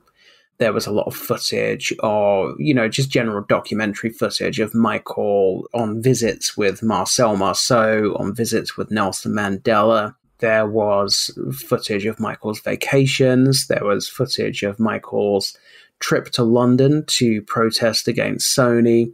There was Madison Square Garden's 2001 rehearsal footage. That was rehearsal footage from Madison Square Garden itself, but also footage prior to that, which was in a rehearsal studio with the brothers.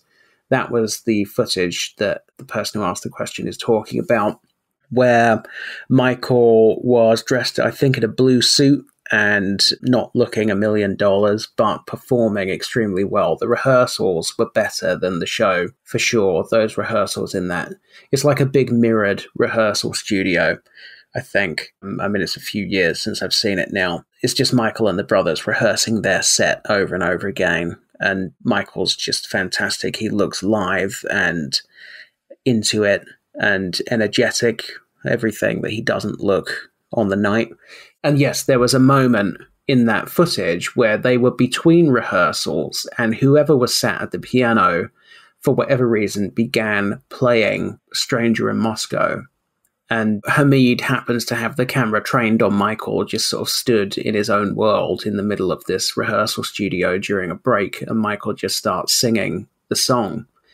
And then at some point, Jermaine wanders into shot and starts singing all the backups. I mean, it's just the most extraordinary piece of footage. It's this beautiful moment which just happened completely impromptu, and probably Michael didn't even realize was being filmed because they were on a break and he wasn't on the stage. He was just stood in the middle of this big room, sort of singing to himself, really. And it's just a really lovely moment. But as I say, it's also not a very flattering piece of footage because Michael has this big sort of piece of tape or something stuck to his nose, and it's really protruding from his face. It almost looks like a witch's nose or something. Is so big, this piece of tape that's hanging off his face. So it's not really viable as footage that could be released.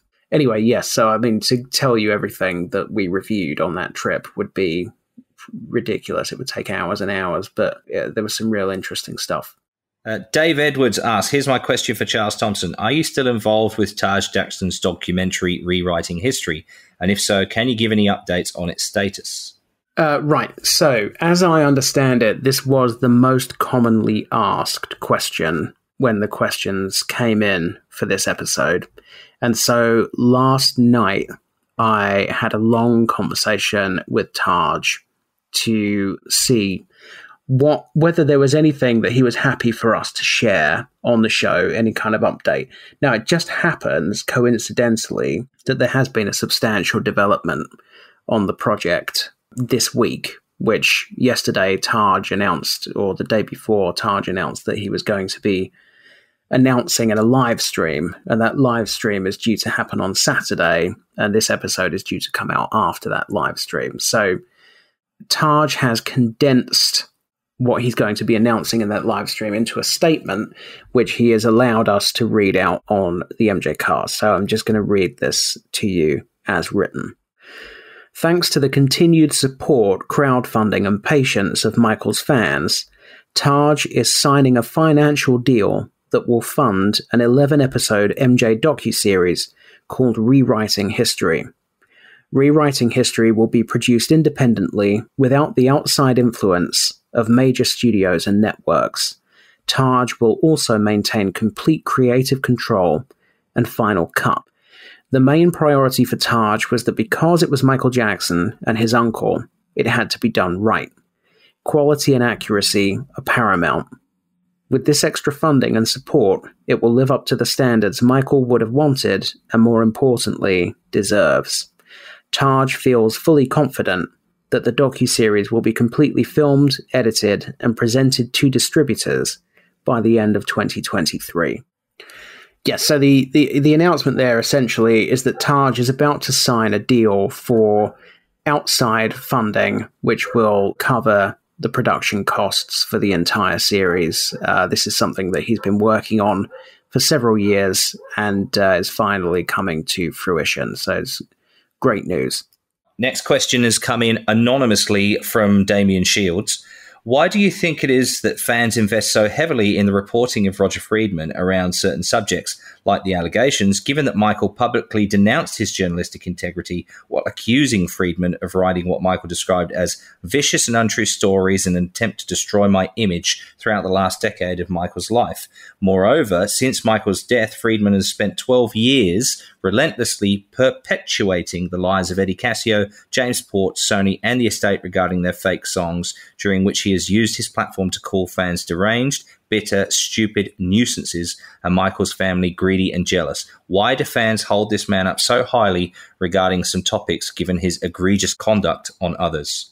I think the answer to that is Friedman covered the Michael Jackson case in 2005 and was one of the only, quote, dissenting voices in the mainstream press. So he was the only one who was actually covering the Jackson side of the story, really. Everyone else was going with what the prosecution was saying and were never covering actually how the prosecution were getting torn to shreds in court day after day.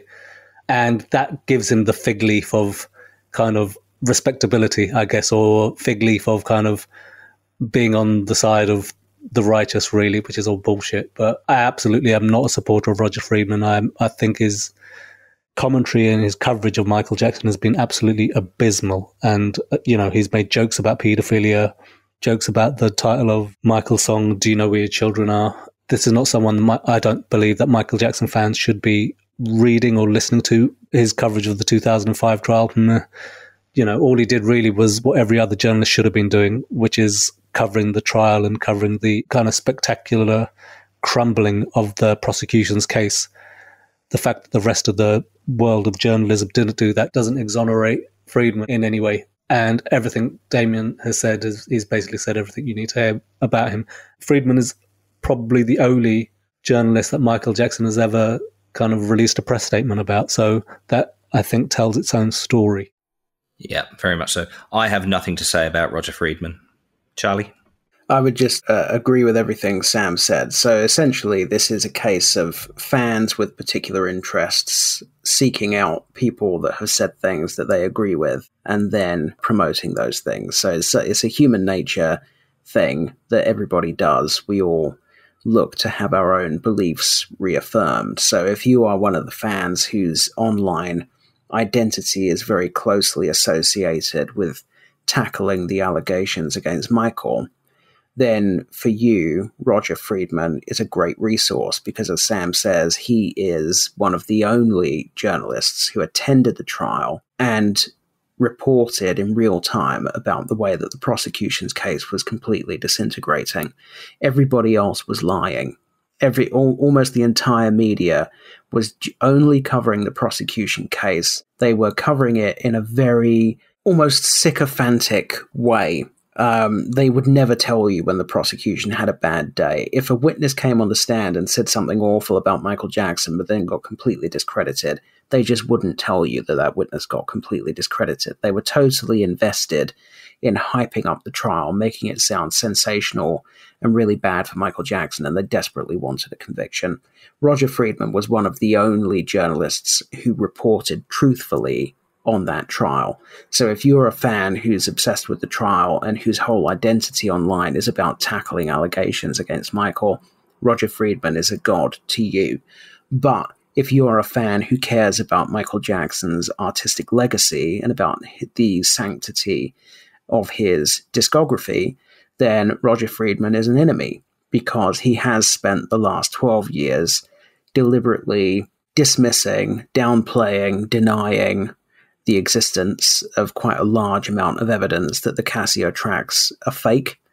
And as Sam says, and as the question says, attacking anybody who suggests that the songs are fake in quite venal ways. So yes, I mean, he is a complex figure. You know, I guess it comes back to what I was saying about the J. Randy Taraborelli book earlier. No human being is purely good and no human being is purely bad. Everybody is somewhere in the middle. Everybody does good things in their life and everybody does bad things in their life. And we've seen the good and the bad of Roger Friedman. And I think fans just tend to pick and choose which bits of Roger Friedman they rely on, depending on what their interests are. Okay, this one comes in from Emmett in Ireland. Hi lads, I've always been fascinated with the cancelled HBO December 1995 show that MJ had planned but obviously didn't happen. We always had the visual of Michael performing in stadiums to a sea of people, but I'm sure there is a large proportion of Michael's fan base that would love to have seen a more intimate, less pomp and circumstance concert that focused on his singing ability rather than the usual MJ style that we got from Bad to History World tours. From what I understand, this concert was going to be just that, and it's always been a sore spot for me that we never got to see it. Does any of the panel know if any footage exists of Michael rehearsing for that show? We all know he recorded nearly everything relating to his performances, so perhaps there is something in a vault somewhere. Why was the show never rescheduled? Was he unhappy with the production of it? I always wished he'd done a stripped-down show, but unfortunately it was never to be. Long-time listener and love the show. Keep up the great work. Thanks, Emmett. I think the best coverage of the 1995 show that never happened would probably be Damien Shields' article. He wrote an article on his blog about it. There must be footage of rehearsals because Michael recorded everything. I think what Michael's intentions originally were to create a Michael Jackson unplugged sort of event. But even then, I'd heard that there was still going to be massive choreography.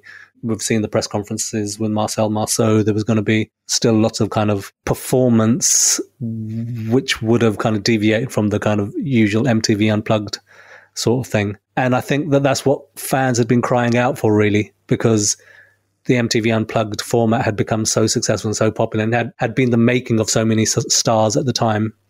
I remember tweeting recently about Mariah Carey that before she did her MTV Unplugged, there'd been lots of speculation in the press about her, that she was a recording studio construct, that she couldn't be as good as she was on record.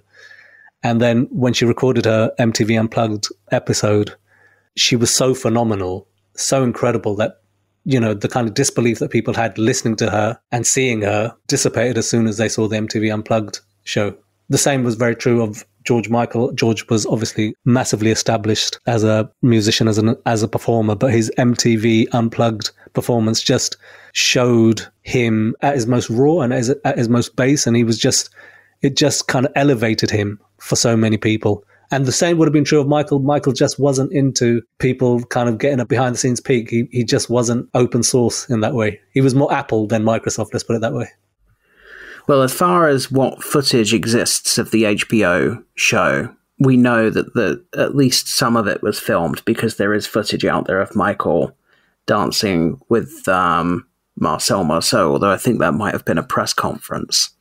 I think that from reading Damien's article, and also I think based on some stuff that Michael Prince said on his episode of the MJCast, even if it started out as some kind of MTV Unplugged style thing, some sort of stripped back Michael Jackson, it did seem to balloon or mushroom back into a sort of a huge extravaganza, arguably even more of an extravaganza than a typical Michael Jackson concert. And I think that there were plans for a wildly souped up, dangerous performance and various other bits and pieces.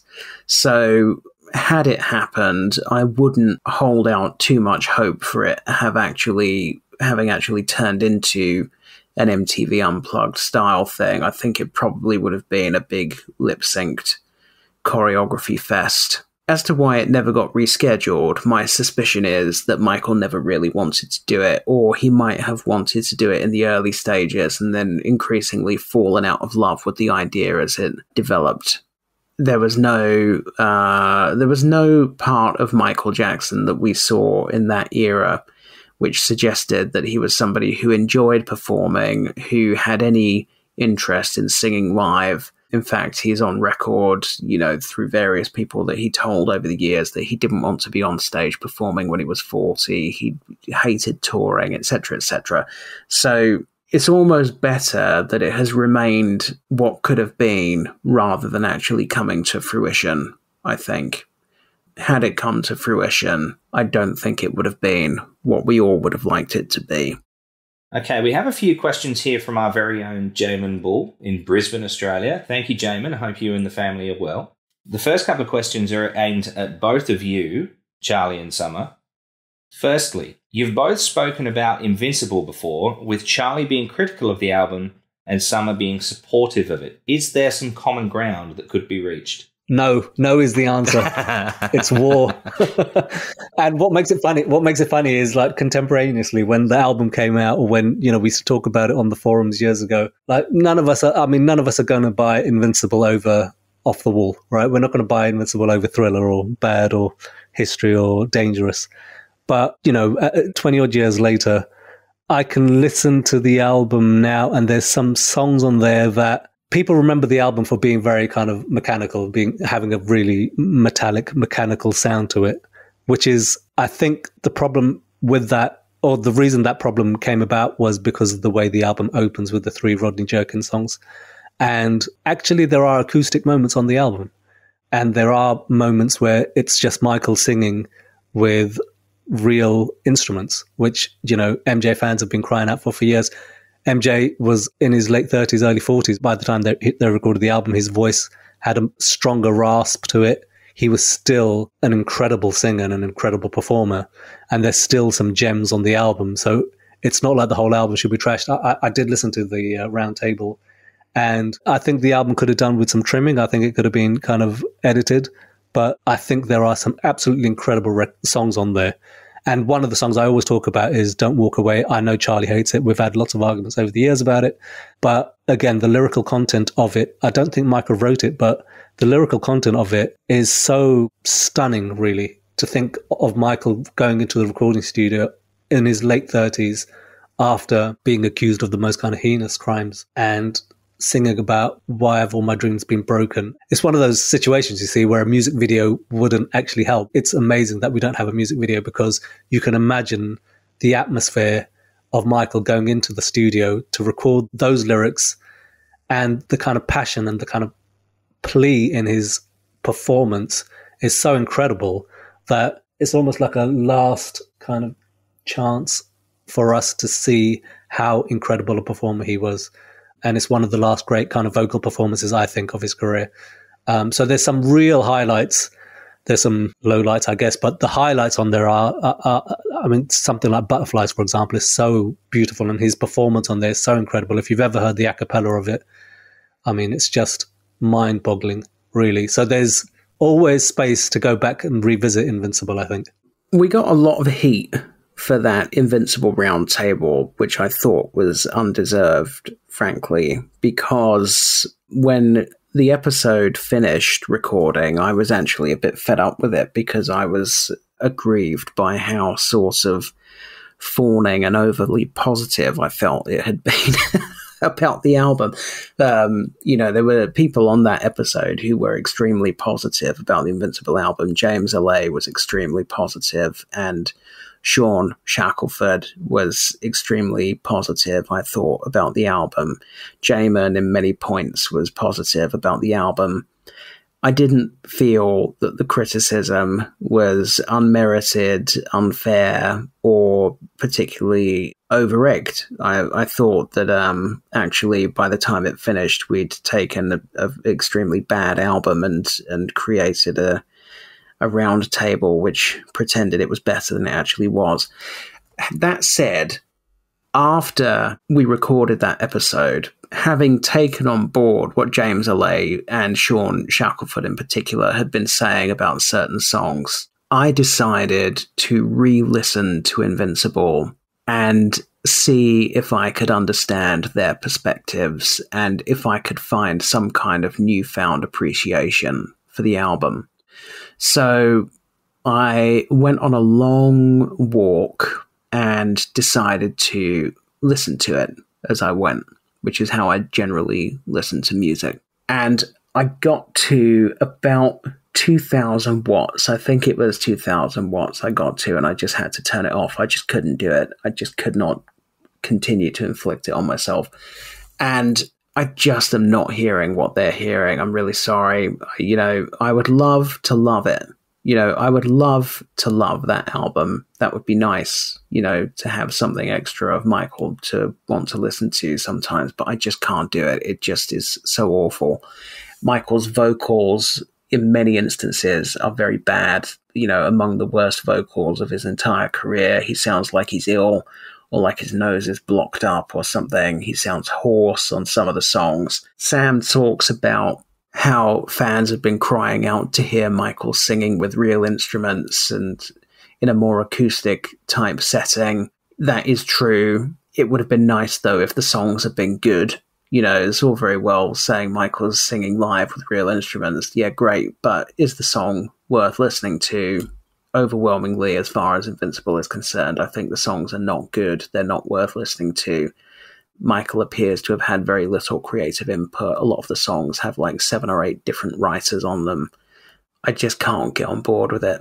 That said, I did discover a new appreciation for The Lost Children. Not the song itself. I still think it's an awful song. But what James L.A. was saying about the soundscape that Michael created was something that I had never really noticed or appreciated before. It is extraordinary. It's the way that song is mixed when you listen to it in your headphones. You can hear things going on around you. You can hear birds flapping their wings and, maybe bees buzzing around or something. I can't remember now. It was a few months ago. But it was an amazing soundscape that was created. It's just a shame about the song that it was created for. When it comes to Invincible, I'm a bit of a fence-sitter, really, in that I don't think it's a terrible album, but I don't think it's a particularly strong one either. It's certainly not Michael's strongest album, despite what some fans might say, but it's certainly not the worst album out there. When you're comparing to other Michael Jackson albums, then yeah, it's not a particularly good album. When you compare it with Off the Wall and Thriller and Bad and Dangerous and History. But it's not a terrible album. I do think it kind of sounds dated, which is crazy to say when you think that Off the Wall, Thriller and Bad still sound fresh. Whereas Invincible, which was released in 2001, sounds like it's from 20 years ago, It sounds dated. Perhaps it's those first 3 songs, Unbreakable, Heartbreaker and Invincible. There are some really good songs on that album. I really like You Rock My World. I really like Butterflies. I really like Threatened. I quite like Break of Dawn. Bit of a change up. But there are some stronger songs, in my opinion, that were left off that album, which we spoke about on that particular round table. So was it his strongest work? Absolutely not. Was it terrible? I don't think so. Okay, Jamon's next question. Similarly to my Invincible question, you both got very different opinions on Janet Jackson as an artist. Again, could some common ground be reached? Absolutely no chance. Janet Jackson is a phenomenon, and you have to understand the history of the music industry, but also culture, to understand what a phenomenon Janet Jackson is. And the reason I'm able to kind of speak about that, because I was a teenager when Control came out, and I was of an age where you could understand the cultural significance of Janet Jackson. Up until Janet Jackson, the presentation of black women in popular music was Whitney Houston, Diana Ross, who were amazing performers, but the presentation of them was completely different to someone who was as kick-ass and badass as Janet, who was going on stage, dancing, recording incredible records, and she was the future. We recognized that she was the future, not to diminish anyone else, but she was the future of where pop music entertainment was going to go. And you could see that in 1986. And she was a kind of cultural phenomenon. She changed the way things happened from that point onwards. Up until 1986, there was no one like her. So it's really hard, I understand, in the cold light of day in 2022, to understand why Janet is such a kind of cultural phenomenon. I suppose there's a part of it that you had to be there. You had to be there to understand what she represented. I think that some common ground has just been reached, because what Sam seems to be saying is that, I think he used the phrase, in the cold light of day. He said, I understand in the cold light of day of 2022 that it might be difficult to understand why Janet was so great.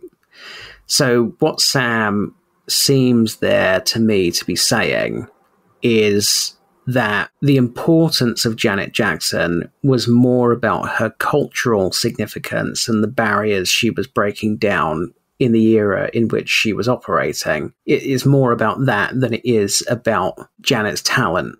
I have never attacked Janet Jackson, and I don't think it's fair to portray me as having attacked her or been particularly nasty or abusive about Janet at all.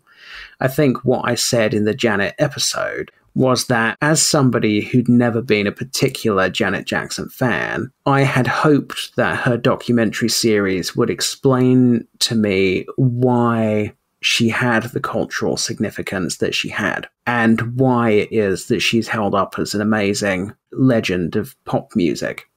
And that I came away from her documentary series really none the wiser, because it sort of went into quite a lot of detail about the recording of the Control album, and then seemed just to skip over the entire rest of her career and not really go into any detail about any of it at all. I mean, I'm not a particular Janet fan, but me saying I'm not a particular Janet fan doesn't amount to me mounting some sort of horrendous attack on Janet Jackson. I've never attacked Janet Jackson. I've never been extremely critical of Janet Jackson or anything like that. It just seems to be oversensitive snowflake fans who just think that if you're not fawning over someone, then you're a hater, which is, absurd. It's absurd behavior. I think I said on the episode there are some Janet songs that I like. I appreciate Janet's political positions that she's taken. I like the fact that she was an outspoken supporter of the gay community. I like the fact that she took a stance on the AIDS pandemic and she even built it into her work. But the music just doesn't resonate with me. And to me, it sounds like we've just found the common ground there, because Sam is saying he understands how in 2022, when you look at Janet's material in the cold light of day, it might be difficult to understand why people loved it as much as they did. And that is my position. That's the position that I took in the discussion about the Janet documentary, was that I said I accepted that Janet was a huge legend of music, but I sort of didn't really understand why, because although I like some of her records, none of it's ever particularly resonated with me. That's not an outrageous criticism. It's not an attack. It's not some sort of warfare against Janet Jackson. It's a perfectly reasonable and level-headed position to take. And I maintain that position. Janet seems like a lovely person. I have complete respect for Janet's achievements. I'm just not a huge Janet Jackson fan. And if that amounts to some sort of outrageous attack on Janet Jackson, then I'm afraid you're a bit thin-skinned. I think I'm going to sit on the fence again in that I don't know if I can call myself a Janet Jackson fan.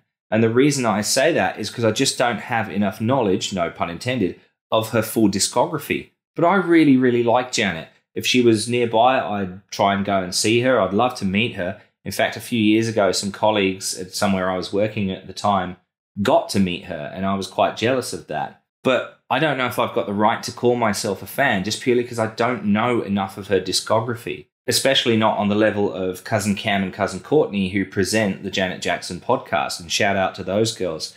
I was on the episode where we had them on to discuss the documentary, and I sort of agree with what Charlie is saying, which is if you're looking for what it was about Janet Jackson that made her a superstar, the anatomy of her craftsmanship, to use a phrase that Michael used, I don't think you're going to get that from the documentary. Having said that, you do get a lot from the documentary. You get more of an understanding of who she is as a person, some of her background, the reason behind some of her decisions.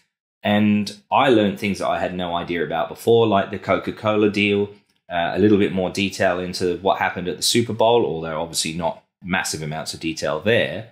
And I came away from the documentary liking Janet Jackson even more than I already did. To this day, I still really love All For You. I think it's a great song. I still think that Janet Jackson is one of the most beautiful women there's ever been in the entertainment industry. But do I have enough of a knowledge of her discography to call myself a fan? Do you know what? Yes. Yeah, I like Janet Jackson, therefore I'm a fan. But I'm clearly not at the level of fandom as the cousins. Okay, next question is from Shawnee, who's at Shawnee Kane on Twitter. I felt the discussion regarding MJ the Musical on a past episode was rather unfair, and I disagreed with almost 100% of the guest review. I'd seen the show 3 times by the time that particular episode had aired. Since its continued success and accolades, are you more inclined to now want to see it? I'm really happy that MJ the Musical is successful and it's been receiving accolades. I remember Taj and 3T giving an interview. I think it was on Good Morning Britain years ago when they were doing an ITV show called The Big Reunion. I can't remember who asked them, but someone asked them about the Escape album that was coming out. And Taj had said, well, whatever my uncle's name is associated with, I want it to be successful. He made the point that they weren't connected to it. They didn't work on it, but they want whatever his uncle's name was associated with, he wanted it to be successful. And I have a lot of that. I feel a lot of that. And whatever Michael's name positively is connected with, I want it to be successful.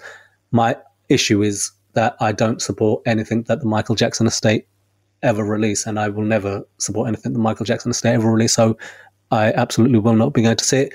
I mean, I've seen Madonna was there a couple of days ago. I've seen, members of the Jackson family have gone to see it, which is great, but I've just taken a hardline approach to anything that the Michael Jackson estate releases, unfortunately. We had the conversation on one of the recent episodes about the Casio tracks and the statement that the estate had released, where they said they were removing the songs, but it has no bearing on the authenticity of the songs. And, we spoke in that conversation about how there was no effort to kind of apologize for what had happened. There was no kind of contrition. There was no effort to kind of make right all the things that had gone wrong between the estate and the fans. The ball was in their court and they kind of still fluffed it up, really. So my hard line still stands. I personally would not support it, would not go and watch it. Different fans might feel differently, but that's how I feel about it, unfortunately. And, I've heard that Miles Frost is amazing in the lead role, but yeah, it is what it is. Well, the last time I was on the MJCast, when we were recording the Casio track roundtable, I think I said there that if I was in New York, I probably would go and see the musical. I think we all said that. Yes, I'm not sure what Shawnee is talking about when he says that he feels that our review was very unfair. So my recollection is that some months ago, the MJCast had a news item where we were talking about MJ the Musical, and that some people, one or more people who had been to see the musical, had sent in a review. I think that if somebody's been to see the musical and has then sent us a review, then, that's what more can we do? I don't remember anyone who hasn't been to the musical giving a review of the musical. If somebody's been to see it and has sent us a review with some criticisms in it, then that's totally legitimate on their part, and they're entitled to their criticisms. I don't think that it's outrageous for people to go and see a musical and then write a review with some criticisms in it. I think that some of us expressed some concern about matters of fact arising from the musical. So, for example, some of us had expressed concerns about the factual issue of the way that Catherine is presented in the musical, things like that. But, knowing factual information about the contents of the musical and expressing concerns about those facts is reasonable and does not amount to a review. Anyway, COVID permitting, I don't want to speak in definitives, although I have booked my flight, but COVID permitting and airport chaos committing, I will be in New York later this year. And it is my intention, whilst in New York, to go and see the musical. So I certainly have not been mounting any attacks on the musical. I mean, I've obviously had concerns about the decision to retain Lynn Nottage after the comments that she made about leaving Neverland. And I, may have expressed some concerns about matters of fact arising from the content of the musical as reported by people who've seen it. But I am a huge theatre fan. I go to the theatre all the time. So it would be crazy for me if I'm in New York not to go and see the musical. And that is my intention later this year. If I recall correctly, I think we all said that if we were in New York, we would absolutely go and see it, but that we wouldn't necessarily make a special trip to go and see it in New York. Yes, I think that chimes with my recollection. 3 of us on that episode are in Australia. There was Q in Perth, Damien on the Gold Coast, and myself in Sydney. For us to get to New York is logistically, especially for Q over in Perth, is logistically just awful. For Q, it's almost a toss-up whether it would be faster for him to go direct to London, which is a 17-hour flight, and then over to New York, which is another 7, or whether he does the 5 hours to Sydney, 13 to LA, and then another 5 over to New York. It's a long journey for Q. For us, on the East Coast, Damien and myself, we'd either go from Brisbane or Sydney, respectively, to Los Angeles, and then across to New York. So you're looking at thousands of dollars just to get to New York.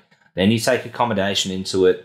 I'm certainly not in a position to be able to do that to go and see a musical. Having said that, if I find myself back in New York again at any stage, I would absolutely go and see the musical. The fact that it's winning accolades and getting so much positive response, it makes it worth wanting to go and see. So absolutely, I'd go and see it. If they bring the musical to Australia, anywhere in Australia, I'll go and see it. The likelihood is it would probably come to Sydney before any of the other major cap cities. But if it comes to Australia, or I find myself in New York, we would absolutely go and see it.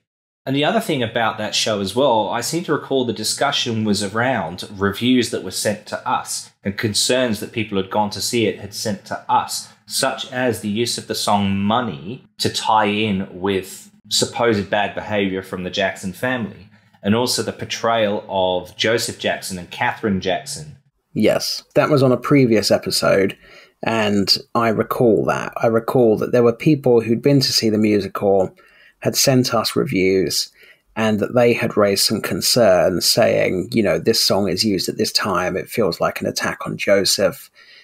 Catherine is presented in this particular way, and there's a scene where X, Y, and Z happens with Catherine, and she's sort of presented as being complicit in abuse or something like that. And so based on those factual issues of the content of the musical, people on the show were saying, well, that sounds a bit alarming. But my recollection is that the only reviews of the musical were provided by people who've been to see it. Yeah. And I think you can't start policing unless they're just making things up in their review that didn't happen in the show. Yeah, then you can't police people's reviews. If people have been to see the show and they didn't like it, or if they've been to see the show and were concerned by parts of it, then that's their prerogative. So we were responding to things that people had sent to us and their interpretation of it. Obviously, as time has gone on, more people have gone to see it. There have been more positive reviews. You've seen people like Prince and Paris Jackson going and seeing the show and other positive reviews. And the more reviews that come in, the more balanced an opinion that we'll get of the show. But in short, yeah, absolutely, I'd go and see it if I had the opportunity. Yeah, and also part of the question was, have the accolades that have been sort of lavished on the show enhanced your desire to go and see it? And the answer to that would be yes. As I say, I'm a big theatre fan. I go to the theatre all the time.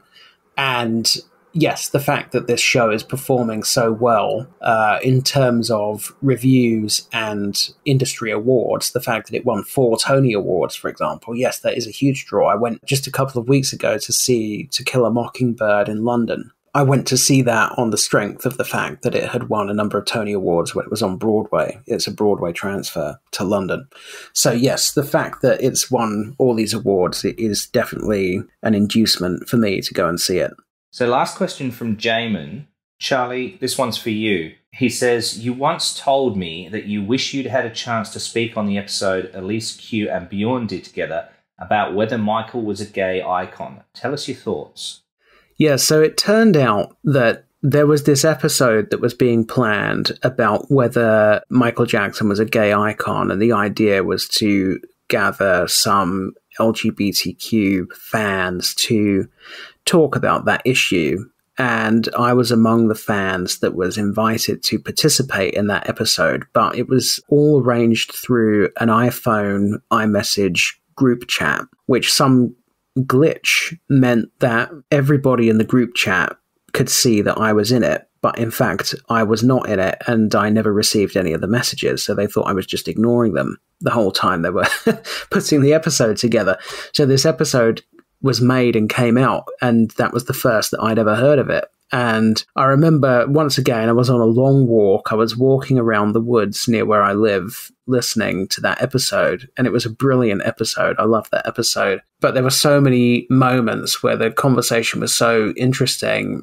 And there were things that I would have loved to chime in with and add. But now, you know, however long ago that was a long time ago. Do I remember what those moments were or what I had intended to say? No, I don't. I mean, as far as the central question of was Michael a gay icon, I think it kind of depends on what your definition of a gay icon is. I think certainly that Michael was somebody that attracted a lot of LGBTQ supporters, and that's because that community, our community, identifies with outsiders. You grow up feeling like an outsider and you're drawn to outsiders. You grow up feeling like an underdog and you're drawn to underdogs. And Michael was so vilified and so attacked all the time. And you could see that he was being bullied. You know, he was being bullied on a global scale. He was subjected to probably the biggest international bullying campaign that anybody has ever endured. And so if you are somebody from an outsider minority community that feels that you too are being harassed and bullied constantly and that your existence is controversial and that you are under constant attack, then you naturally identify with somebody like Michael Jackson. And also the fact that he was such an individual in terms of, you know, he had long hair, he wore makeup, he dressed differently than other people dressed. He was very much himself and he embraced his otherness. And that is something that is aspirational to people who feel like outsiders or feel like they can't be themselves or wish that they could be more themselves. I think, therefore, at the time, Michael Jackson was a big gay icon. However, I think that has changed over time. I don't see a lot of love for Michael Jackson in the gay community today. I don't see a particular dislike of Michael either. I think he just isn't really spoken about, to be honest. And for some reason, he's fallen off the radar, whereas vastly inferior contemporaries like Madonna or Kylie Minogue remain on the gay pedestal for some reason, which is just inexplicable to me. But there you go. I mean, that's a whole other debate about the sort of debasement of the gay community by itself, and its sort of obsession with portraying itself as being obsessed with triviality and frivolity and sort of trumpeting its adulation of crap. It just drives me up the wall. But anyway, I think the disappointment for me is that Michael, unlike Janet, never really, I can't recall him ever making any kind of public statement in support of the gay community. I mean, he spoke a lot about racial unity. He may at some point have spoken about embracing people of all sexualities or genders or something, but if he did, I just can't recall it. I can't bring it to mind. And it would have been nice for him to have used his platform to take that stance in the same way that he did take a stance on other issues like Israel-Palestine or on civil rights or whatever. So I think part of that is that he was less rebellious than Janet, where his mother and father were concerned. So, I mean, if anyone that's ever watched the Louis Theroux documentary, which is called something like Michael, Martin and Me, or something like that, because it's about Louis Theroux chasing Michael for an interview and then being scooped by Martin Bashir. And he ends up instead interviewing all these sort of dubious characters that are on the periphery of Michael's circle, like Majestic, Magnificent, and so on. And he has an interview with Joseph where he asks Joseph whether he would ever like to see Michael settle down with a significant other. And Joseph says, "What do you mean by that?" And Louis says, "With a boyfriend or a girlfriend. Would you like to see Michael settle down with a boyfriend or a girlfriend?" And Joe just becomes enraged and is so homophobic in that moment. He's just outraged at the suggestion that Michael could be gay and finds it so offensive and disgusting. And I think that a lot of that has to do with the family's Jehovah's Witness faith. That's the environment, you have to remember, that's the environment Michael was brought up in. Michael was brought up in a household with people that held these views, and that was not uncommon for somebody of Michael's generation, and sadly is not uncommon still today. And so it must have been difficult, it would have been difficult for him to take a stance on LGBT issues, given his knowledge of his parents' views and what he might have felt, what inferences he might have felt they might have drawn from that. Probably the allegations in 1993 complicated things further. There is a very long tradition of the media conflating homosexuality with paedophilia, and it's the same thing that the mass media is doing today with the transgender community, where they're portraying transgender people as some sort of danger to children, as perverts who are trying to recruit children to their cause. That is the exact narrative that in the 80s and 90s the media was using about gay people. And so had Michael ever spoken in support of the LGBTQ community, I would imagine that the media would have tried to make some association between that and him having been accused of child molestation, which is not a legitimate link to make at all.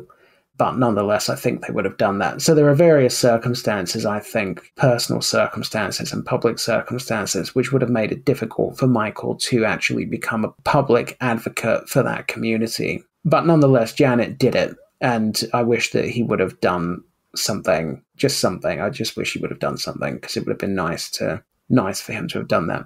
Well, Darren Hayes, massive superstar, massive Michael Jackson fan, also attributes his ability to come out publicly to Michael Jackson, to seeing Michael Jackson being able to live his own kind of, or live as authentically as he could publicly. And Darren attributes his ability to come out to that. So clearly the evidence is there that it mattered to a lot of people. So yes, I'm sure. And probably that goes back to Andrew's question about why Michael was able to communicate to so many people, because he represented so many things to so many people, I think. So yeah, absolutely. He meant a great deal to the gay community, I imagine. Yeah, I remember when that show came out, we actually took a lot of heat from people on the socials that came and said, of course Michael wasn't gay. He said several times he wasn't gay. He took several opportunities in the media to say he wasn't gay. Why would you think he was gay? I think they completely missed the point of that episode. The discussion wasn't, was Michael Jackson an icon who was gay? The discussion was, is Michael Jackson an icon to the gay community, to the LGBTQ community? And I vaguely recall as well in, I think it was J. Randy Taraborelli's book, where Michael said, listen, I'm not gay, but if people want to think I'm gay, let them think that. I'll have fans in that community, and the last thing I want to do is alienate them. I can't remember the exact quote, but it was something along those lines. Yes, that sounds familiar, actually. I remember that quote now that you're saying it. Yeah, I think that he, in a roundabout way, he did work for the gay community. So, for example, he did align himself with the cause of AIDS, and he did support AIDS charities and so on. That clearly in the West was an issue which was disproportionately affecting gay men, and he took a public position on that. But I can't remember him ever taking a public position on LGBTQ rights as such. But nonetheless, I think he was certainly in his time, I think he was a gay icon. And I think that he was a pin-up for young gay people at the time who identified with him as an outsider. But I don't see him today as a gay icon. I don't know why. I don't know why you would invest in Madonna and not Michael Jackson. I mean, that is deranged to me, but he seems to have fallen by the wayside, and so does Prince. And Prince was a huge gay icon in his era as well, and nobody in the gay community really talks about Prince anymore either. There is a tendency to just sort of male artists in general just fall by the wayside in the gay community, and it all becomes this sort of worship of the quote unquote the divas, you know, the grand dames like Madonna and Dolly Parton and Celine Dion, or you know, sort of ever decreasing quality as you go down through Kylie Minogue, and then you get to Britney Spears, you know, and Little Mix and all that old shit. But even Bewitched. I mean, I probably see more people in the gay community going, "Oh my God, Bewitched," than talking about Michael Jackson, which is just lunacy. But for whatever reason, he's just been forgotten and abandoned by the community, even though he did a lot for them, really. Because even if he wasn't publicly advocating for gay rights or whatever, he was making a political statement when he appeared in public with long hair. And he was making a political statement when he appeared in public with makeup on. You know, that was frowned upon at the time, and he was attacked for it.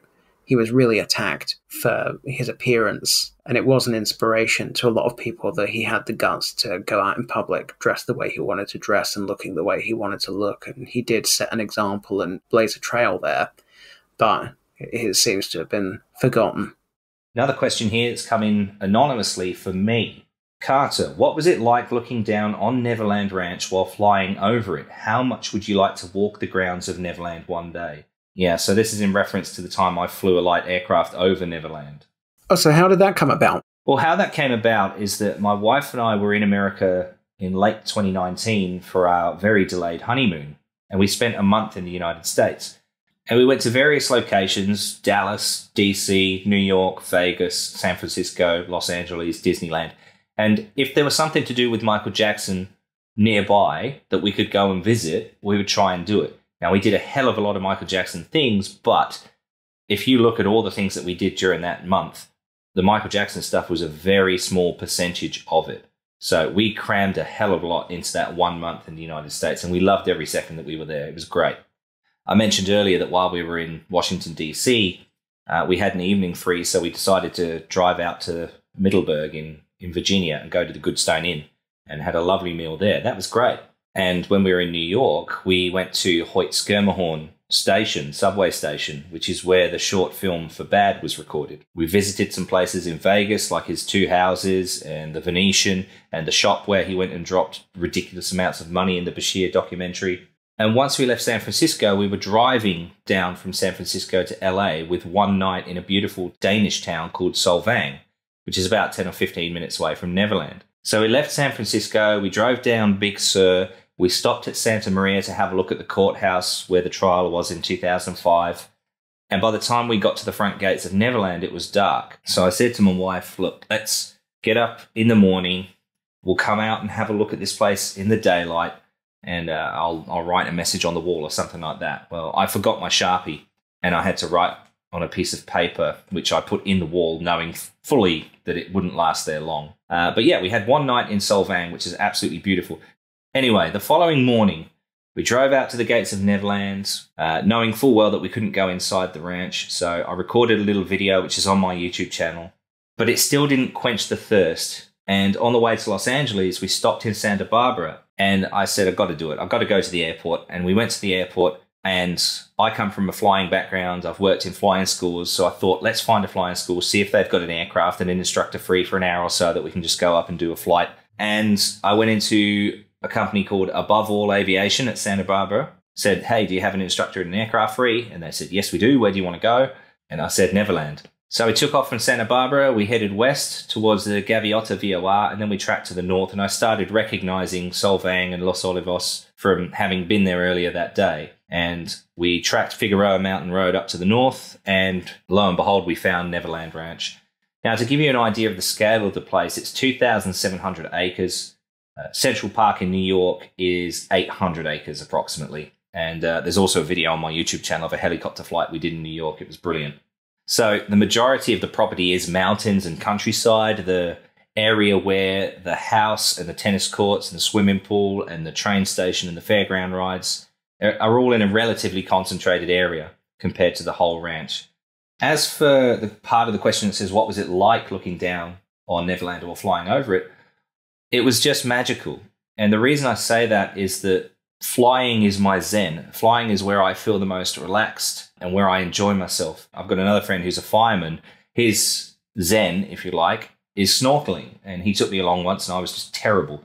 For me, it's flying. That's my zen. That's where I enjoy myself the most. And you'll see that on my YouTube channel as well from the flights that I've done. And the thing I like about flying is that you're up in the air and you're looking down and you see other people going about their daily lives, cars, people walking around, things like that. And you start to understand how small and insignificant we really are on this great big planet that we have. And there's something about that that I just really love. And to combine that with flying over Neverland Ranch, somewhere that I've always wanted to go, always wanted to see, to combine that was just amazing and something I'd really like to do again. In fact, if I ever get the chance to go back to California, that's definitely on the list. As for the part of the question that says, how much would you like to walk the grounds of Neverland one day? Well, absolutely. Somewhere I've always wanted to go. Somewhere that I would have loved to have been able to go when Michael was alive and living there. And obviously it's not possible. The fact that Ron Burkle now owns the property and is restoring it and, you know, never say never. I'm hopeful that one day there is the chance for me to get inside the property at Neverland Ranch and have a look around. But if it never happens, at least I've got the comfort of saying I have seen the whole ranch from the air. It was a beautiful, beautiful property. Okay, final question from @Mookie864. No location given. My question is for Charlie Thomson. After finishing your podcast Unfinished last year, I was left feeling like there may be more coming in the future. Can you reveal if you are still investigating the Shoebury topic and if there will be a season 2? Okay, so as far as Unfinished is concerned, late last year we won an unprecedented legal victory against the police. I fought the police for 3 years for access to files, and I won those files in the end, and became the first person in UK history to win the disclosure of deceased criminals' police records under Freedom of Information, which is what, at the beginning of the show, you mentioned the Association of Online Publishers Award that I won a couple of months ago. That was what that award was for. It was for winning that unprecedented legal victory against the police. So we produced 2 new episodes of the show, which were episodes 10 and 11, which came out late last year. At the moment, there are no plans for further episodes of that particular strand, the Shoebury strand, purely because there's no new information. So I am engaged in now another long-running legal dispute with the police over access to further information, I'm having to take that through an official regulator, which is an extremely long-winded process. They have a massive, massive backlog because they couldn't get into their offices for quite a long time due to COVID. So the work of the regulator was massively disrupted, and there's now more than a year-long backlog of cases that have to be cleared. So it's going to be a long time before my case is adjudicated. If I win that case, I suspect I will uncover some significant new information. In the meantime, I'm working on a new series, a new podcast series at my day job, which is again a true crime series but about a different case. It's about a guy who is in prison for a murder that he insists he did not commit. And I am reinvestigating the case to test the strength of his argument that he did not commit the crime. It's unclear at the moment whether that will come out under the banner of Unfinished or whether it will come out under its own. It could be season 3 of Unfinished, or it could be its own strand. But if you're subscribed to Unfinished, then there will certainly be, at the very least, a trailer which comes out on the Unfinished feed, which tells you what the new show is and where you need to go to get it if it's not under the banner of Unfinished. So, and the reason I say that is that Unfinished, the reason it's called Unfinished is because it was designed to investigate unsolved crimes, whereas the case that I'm looking at for this series is not unsolved. It is solved, but the question is, was it solved correctly, or was it solved on paper, but the wrong guy went to prison? But it is not a cold case. It's not an unsolved case.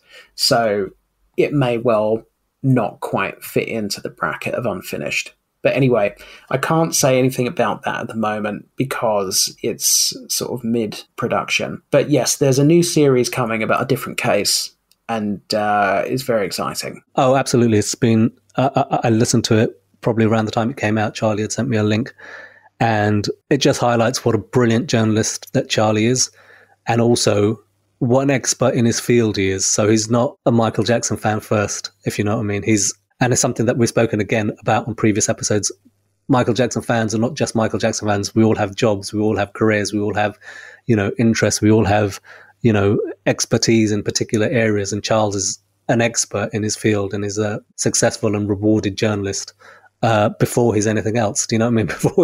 Before we talk about him as just a Michael Jackson fan, he is all of those things as well. So it's important for people not to kind of dismiss Michael Jackson fans out of hand, because some of us are, I hate talking about myself, but some of us are really well established and, really successful in our careers and in our jobs, and we live amongst you. So, I absolutely think there should be a season 2. Yes, absolutely. I thought the first season was incredible and also very brave. It's really brave to kind of do the sort of work that Charles does. Scares me to death, but he's very brave to do what he does. Yeah, Charlie, I listened to that podcast as well a few months ago, and although it was a very difficult topic to listen to, I really enjoyed the podcast. So you absolutely deserve all the praise that you're getting for all the hard work that you did for that. So really well done. Thank you. Thank you very much. Okay, I think that's all that we've got time for today, gent. So first of all, let me just say a huge thank you for joining me today. Your answers to the questions have been brilliant. Really enjoyed recording with you both. If you could let us know where people can follow you on the social medias. Samar, if you'd like to go first, where can people find you online? On Twitter, that's my only social media, at the MJAP.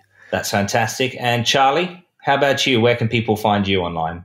Well, as ever, my Twitter is at CE Thomson, and that's Thomson without a P, CETHOMSON. But I don't tweet very regularly about Michael. I tend to tweet more about my journalistic work. Uploaded a thread yesterday about a local authority in London which has been engaging in some nefarious hijinks as far as a major development is concerned. So it's, if you're interested in that stuff, then follow me. But if you're looking for Michael content, I'm afraid it's infrequent on my Twitter feed. Or on the MJCast feed. If you want to listen to Unfinished, then it's available on wherever you normally go to get podcasts, Apple Podcasts, iTunes, Spotify, or if you want to find it through its own link, it's www.podfollow.com/unfinished-1. And that's just because there was something else called Unfinished already, so we had to become Unfinished 1. Excellent. And of course, you can find me at Charlie W. Carter on Twitter, the same on Instagram, although I'm also at Alpha Charlie Photos on Instagram, and that's where you'll find the photographs of Neverland Ranch, as well as my YouTube channel, which is just Alpha Charlie. If you'd like to contact us at the MJCast, you absolutely can. We are at the MJCast on Twitter. We are at the MJCast on Instagram. We are the MJCast, a Michael Jackson podcast on Facebook. You can email us, themjcast@icloud.com. And, of course, you can find us on all good podcast platforms, Apple, Stitcher, iHeartRadio, Spotify, and the likes. Thank you for joining us for the Big British Q&A. We'll see you next time on the MJCast.